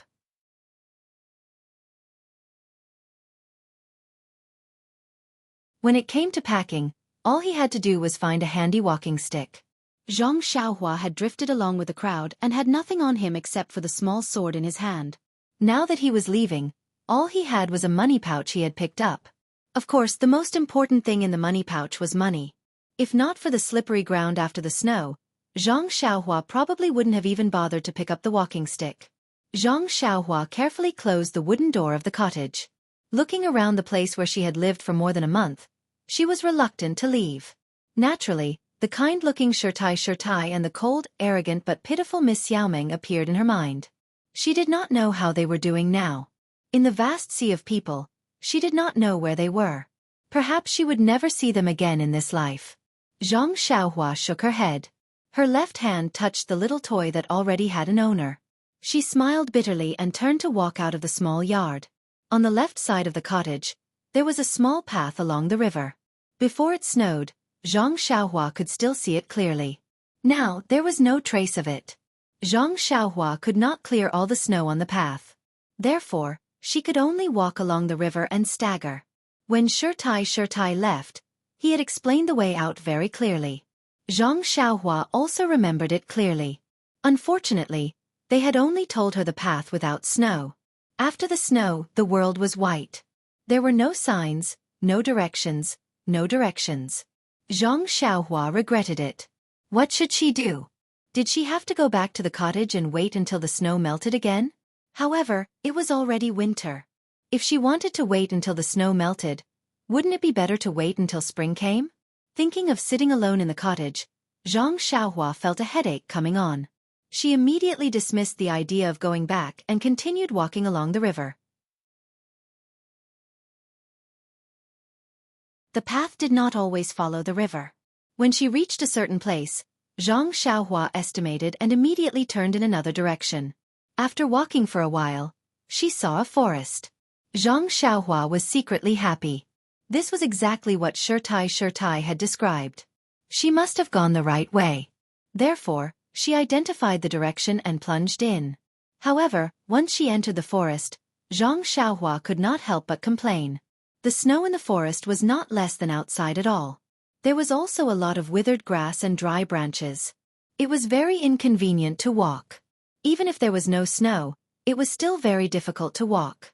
Was this the path that Shirtai had taken when he went out? Xianxia had great doubts in her heart. In fact, Shirtai was right. Xianxia's memory was even more correct. However, Shirtai seemed to have forgotten that she had always used lightness skill to walk this path. How could she walk step by step like Xianxia? Shirtai had forgotten, and Xianxia did not know either. As she walked, she secretly admired Shirtai. The older the ginger, the spicier it was. The younger generation could not compare with her in terms of hardships. This Shirtai walked such a difficult path every day. She left early and returned late. She was really a role model for her generation. But after walking for a while, Xianxia's heart no longer had longing and admiration. Anyone who walked for a long time in the vast snow forest would have feelings. Yesterday, Xianxia had just tasted this feeling. In front of delicious food, she did not think. Today, she tasted this difficult path again. It was inevitable that she would complain in her heart. How did Shirtai find such a hidden place? Could it be that she also floated over the river like herself? Moreover, the most terrible thing was that Xianxia did not notice at all. Step by step, he slowly deviated from his original direction. When he finally walked out of the dense forest and looked up, he was surprised to find that in front of him was not the small hill that Shirtai had mentioned, but a flat field. Xianxia was immediately dumbfounded. This obviously she was lost. However, this ending was not out of Xianxia's expectations. Xianxia was very confident in her ability to have a poor sense of direction. It was almost impossible to not get lost after walking such a long path without clear markings. After a moment of silence, Xianxia identified the direction and walked down firmly. Anyway, as long as she walked patiently, she would reach a village or town one day. It was hard to say whether Xianxia was lucky or unlucky. In the other direction of the dense forest, which was the direction that Shirtai had pointed out, the hill was not much shorter than the mountain behind the cottage. Now, it was covered with snow and it was very difficult to climb forward. Even if Xianxia walked to the front of the hill correctly, it would be very difficult to climb over it. It was not as easy as Shirtai had said. After you climb over the hill, there will be a large fruit forest in front of you. Follow the path around the fruit forest and you will see the fairy. Obviously, when Shirtai said, climb over, she must have used her lightness skill to climb over it. He wondered if she had thought about it that day when she held Xiao Meng's hand and floated past. With Xianxia's ability, would it be easy for her to climb over? Xianxia didn't seem to realize that he was walking on an easy path thanks to his poor sense of direction. Xianxia took a few steps forward, taking one step at a time. Fortunately, Xiao's injuries were mostly healed, and his physical fitness was top-notch. He didn't feel tired even after walking for a long time. After walking for more than half a day, Xianxia saw that the sun was setting in the west. She was anxious. Walking was not a problem, but it was dark. What should she do? She couldn't keep walking. She had to take a rest. Thinking of her habit of sleeping at midnight and looking around where there was no one, Xianxia shuddered. So Xianxia stopped. Facing the setting sun, she shaded her eyes with her hands and looked into the distance. It seemed that there was a faint mountain range over there. Maybe she could find a cave to stay in there. After making up her mind, Xianxia put away her walking stick, took a deep breath, and ran towards the mountain range. With the arrival of dusk, Xianxia ran faster. Seeing the mountain range getting closer and closer, her heart became more and more at ease. When she ran closer, there was only a touch of sunset light left on the horizon. Even if Xiao's body was good, she was tired and panting at this time. The slope of the mountain range was gentle, so it was easy to climb. So while she could still see clearly, Xianxia climbed while looking for a cave. But the mountain was getting higher and higher. Xiao's heart became colder and colder. The sky was about to turn dark, but she still couldn't find a place to stay. At this time, Xianxia had climbed to a high place. Looking up, she couldn't help but be overjoyed. In the distance, there was a shadow of a dark area. It was obviously higher than the side. Xianxia quickened his pace and walked closer. The stone in her heart finally fell. If it wasn't an abandoned house, then what was it? Xianxia walked closer and took out a match. She lit it and saw that it was a dilapidated mountain temple. Half of the plaque in front of the door had fallen and was hanging there at an angle. She could vaguely see the big words on it, Mountain God Temple. Xianxia was stunned. How could there be such a temple in the wilderness? But it was also good. Today, it helped Xianxia. At least she wouldn't have to sleep in the wilderness. Therefore, Xianxia lit a match and looked around the Mountain God Temple briefly. Then, he picked up some dried branches around the temple and started a raging bonfire in the temple's hall. After a tiring day, Xianxia leaned against the warm fire and ate some dry rations that she brought with her. She immediately felt refreshed. Then, Xianxia gathered her thoughts and got into a fighting stance. In this spacious Mountain God Temple, she practiced the Fist of the North Star 9 times. When the cool energy flowed through her body, Xianxia stretched her arms and legs comfortably. These days were really comfortable. Of course, after recuperating from his injuries, Xianxia practiced Elder Yu's swordsmanship to the best of his ability. After which, he found some straw at the back of the temple and laid it down beside the bonfire before falling asleep comfortably. Please add it to your collection, thank you.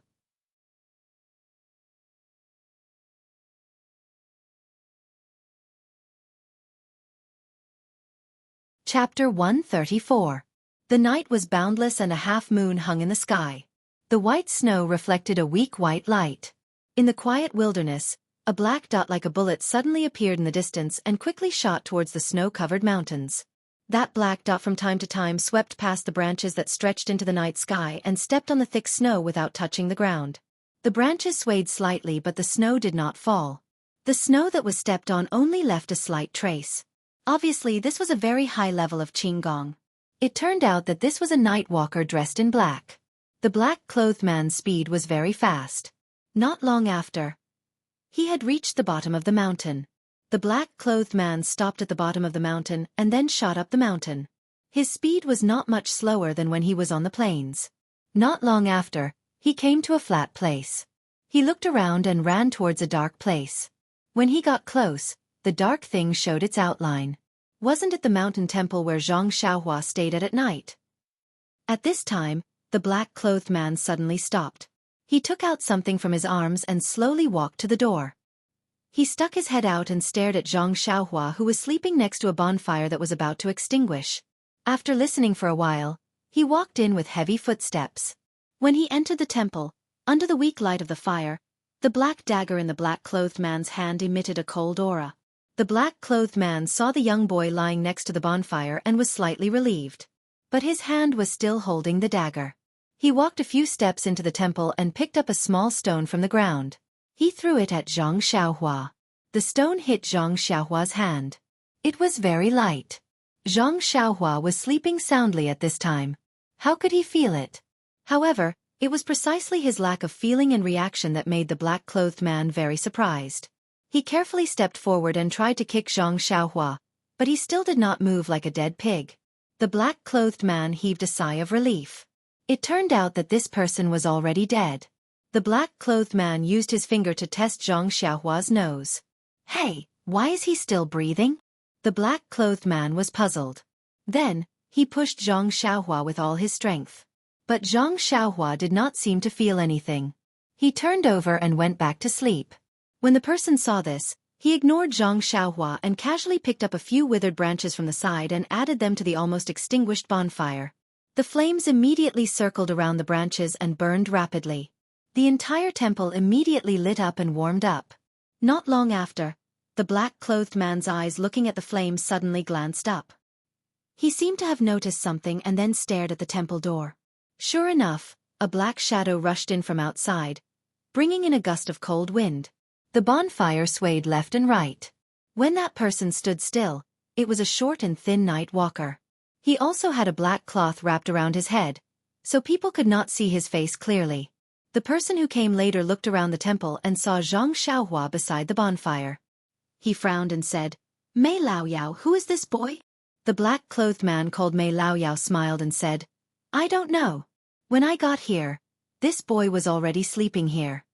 The black-clothed man who came later said, Then why don't you go to another place?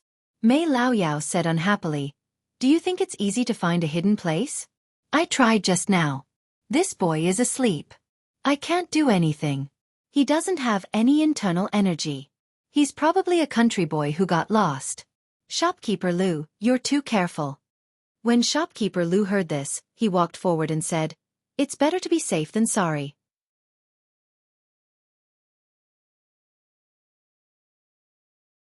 If I wasn't careful, how could I live until now? Shopkeeper Lu walked to Zhang Xiaohua and also looked at him. He kicked him twice. Just as Mei Laoyao said, there was no reaction. However, he was still worried. He used his internal energy and pressed a few acupoints on Zhang Xiaohua's body. He said, Let him sleep. If I don't hit his sleeping acupoint, I won't feel at ease.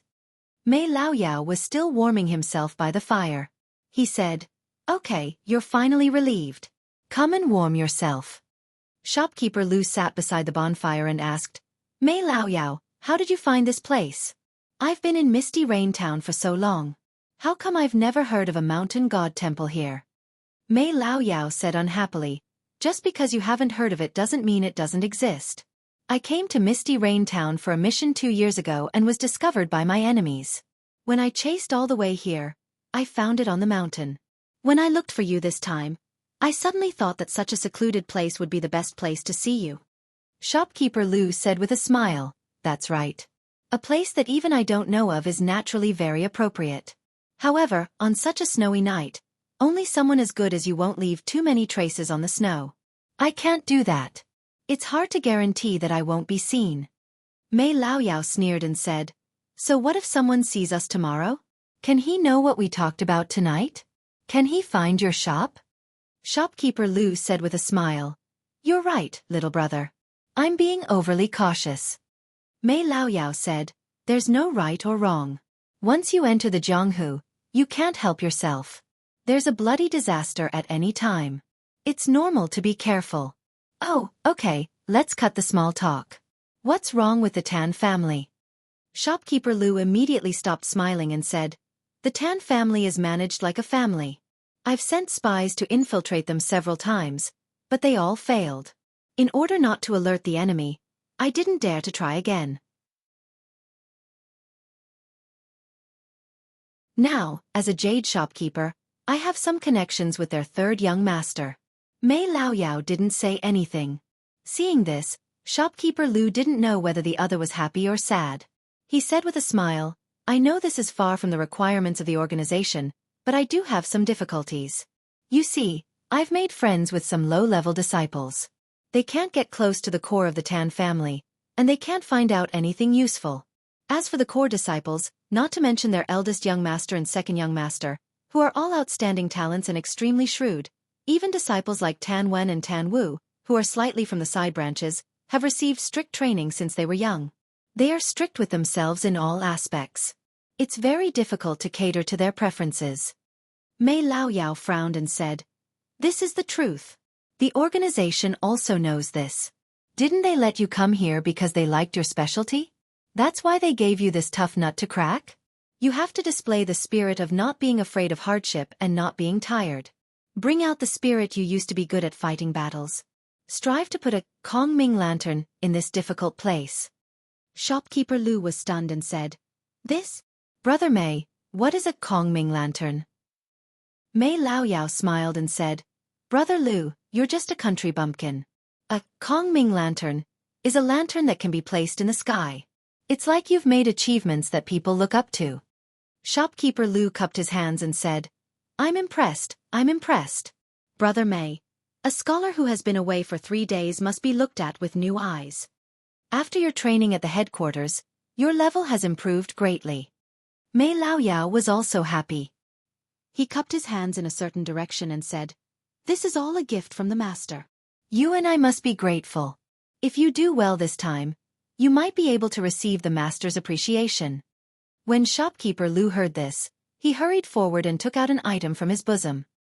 He carefully placed it in front of Mei Laoyao and said with a smile, "Brother Mei, this is an ancient jade that I received when I was in the countryside last time.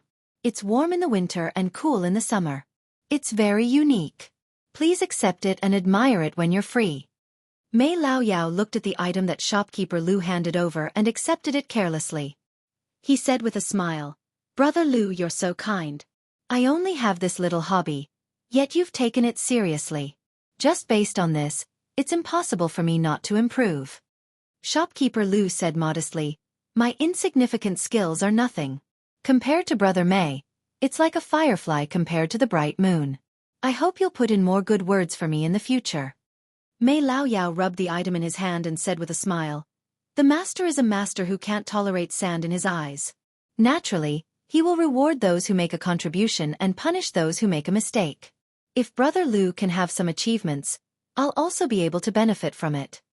Shopkeeper Lu said, "Isn't that still dependent on the master's guidance and brother's support?" Mei Laoyao smiled and didn't say anything else. He just played with the ancient jade in his hand. Shopkeeper Lu saw that his goal had been achieved and said, "However, I heard third young Master Tan talk about some things in the past few days. There are actually some clues." Mei Laoyao made a sound of surprise and said, "Tell me about it. Perhaps you've made some new discoveries." Shopkeeper Lu said, "According to third young Master Tan, the Tan family sent out many disciples before and after the new year. It seemed like there were many missions." Third young Master Tan was a bit puzzled. Although the family usually had some affairs outside, they were all scattered at different times. He hadn't seen any disciples go out at the end of the year. He was very puzzled. Mei Laoyao said, "Then did you ask him what kind of missions they were?" Shopkeeper Lu said with a smile, "How would I dare to ask such a sensitive question?" However, listening to his vague meaning, he also didn't know. Moreover, when he asked the family head, he was reprimanded. Heh, if he hadn't been reprimanded, he wouldn't necessarily have told me." Mei Laoyao asked again, "If third young Master Tan didn't know, then what about eldest young Master Tan and second young Master Tan? Did they make any movements? Did they also go out on missions?" Shopkeeper Lu shook his head and said, "No, they're all staying at the Tan family's old residence." Mei Laoyao frowned and said, "That's a bit strange.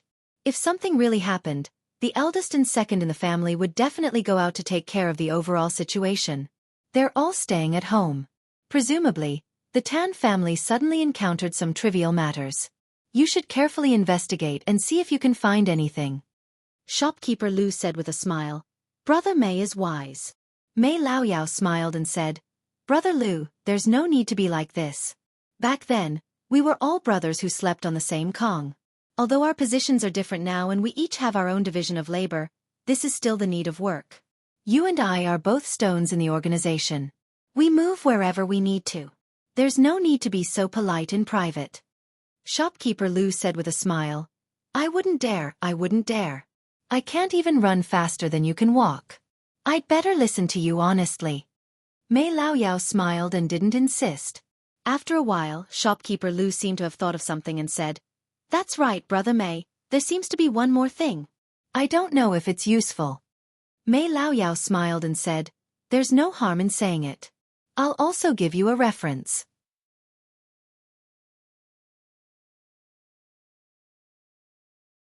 Shopkeeper Lu said, "Some time ago, third young Master Tan vaguely said that his two older brothers used to often practice martial arts with him. In the past year, they didn't practice martial arts together with third young Master Tan.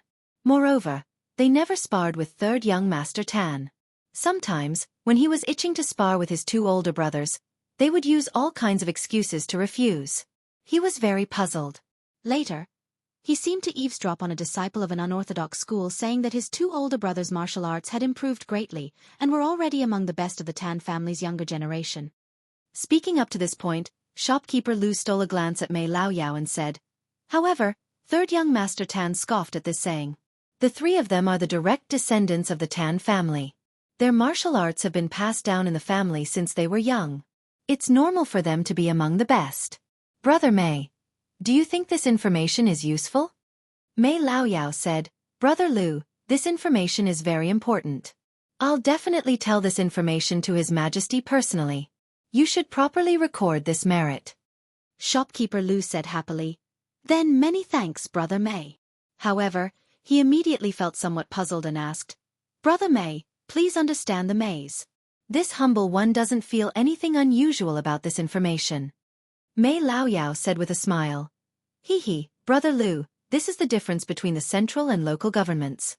The asymmetry of information naturally means that the estimation of information is different. I'll tell you the truth. Do you know why you were specially transferred to this Tan family village from another place last year? Shopkeeper Lu shook his head blankly. Mei Laoyao said in a low voice. His Majesty has an old friend who isn't very close to him. In the past, he had quite a bit of conflict with Tan Yefeng. However, that Tan Yefeng's martial arts were quite different from his. So Tan Yefeng had always endured and didn't make a move. Who knew that at the beginning of last year, His Majesty received news that Tan Yefeng had fought his old friend and was actually killed by Tan Yefeng under Shadowless feet. His Majesty was very astonished. How did Tan Yefeng's martial arts improve so much? That's why this brother found an opportunity to transfer Brother Lu here. Shopkeeper Lu suddenly understood. Mei Laoyao continued in a low voice. This matter belongs to the level of confidentiality. This humble one was also afraid that Brother Lu wouldn't understand and lose useful information for no reason. That's why this humble one told you the truth. I hope that Brother Lu can keep this a secret and pay more attention to this in the future. If you get credit, won't this humble one also be able to recommend you for merit? Shopkeeper Lu hurriedly bowed and said, I understand, Brother May. Now that I have a general direction, I won't fish in troubled waters. I believe that with third young Master Tan as a breakthrough point, I definitely won't disappoint His Majesty's expectations and Brother May's recommendation. Mei Laoyao also nodded. The two of them talked a little more. When the sky was a little brighter, they went down the mountain separately. The two of them were discussing such confidential matters in a temple in the wilderness, but they only hit Zhang Xiaohua's sleeping acupoint and treated him as a dead object. They didn't avoid him at all. Moreover, when they left, they didn't do the shady business of cutting the weeds and eliminating the roots. They just patted their butts and left. In fact, that wasn't the case. The man in black who came first, Mei Laoyao, didn't intend to let Zhang Xiaohua live until the morning. Therefore, he didn't look at Zhang Xiaohua's face at all. He was just a little boy who was lost. When he left, he casually hit his dead acupoint.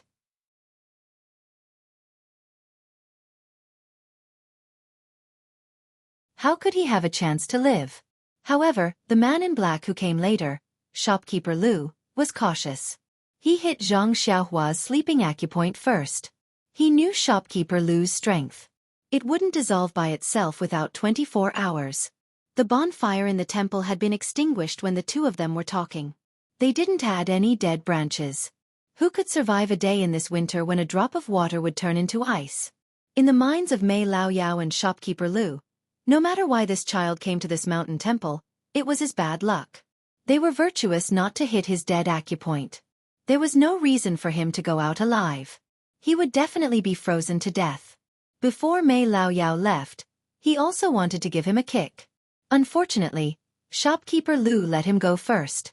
How could he have the nerve to doubt Shopkeeper Lu's way of handling things in front of him? He could only go out first and act like a leader who trusted Shopkeeper Lu. In their eyes, killing people to silence them was as easy as slapping their hands to kill a fly.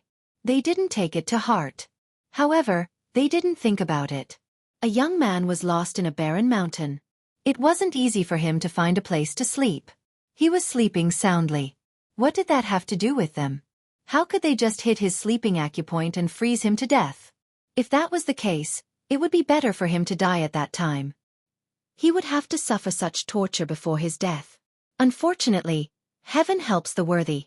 After the two people left for a long time, the sky gradually brightened. A ray of sunlight flashed across the mountain temple. Zhang Xiaohua, whose sleeping acupoint had been hit, suddenly opened her eyes. As usual, a ball of light flashed in her eyes. She stretched her body and sat up. She looked around and saw the ashes of the bonfire that had lost its heat. Only then did she remember what happened last night. She stretched herself and secretly rejoiced. If she didn't have this temple, she didn't know how to get through the long night. After wiping her face with the snow outside, Xianxia pulled herself together and started practicing her fist and sword techniques. She only stopped when her body was completely comfortable. She ate some dry rations and prepared to go down the mountain to find a town. But when she left the mountain temple and looked at the snowy mountains, Xianxia frowned. The Shirtai was really harmful. What kind of secluded place was this? She had walked for an entire day before arriving at this mountain range. How should she proceed from here? Just as she was hesitating and cursing in frustration, Xiao's eyes suddenly lit up. She could see a few rows of footprints in front of the steps of the mountain temple. Those small footprints were naturally Xiao's own. There were also a few rows of larger footprints beside them. Needless to say, they were definitely left behind by others who came to the mountain temple. Xianxia was excited. When she came here yesterday, it was already dark, so she naturally didn't see them. Now that it was daybreak, they pointed her in the right direction. This mountain temple was really efficacious. No wonder there were still people coming here even though it was so remote. However, there didn't seem to be any idols in the mountain temple. But why would Xianxia care if there were idols or not? After thanking this inexplicable god in her heart, Xianxia packed up and prepared to follow the footprints to find a town. At the very least, she should be able to find a place with signs of human habitation. Please add it to your collection. Thank you. You're tuning in to the Wisdom Diary YouTube channel. Don't forget to subscribe and join us on this journey to catch the most captivating stories.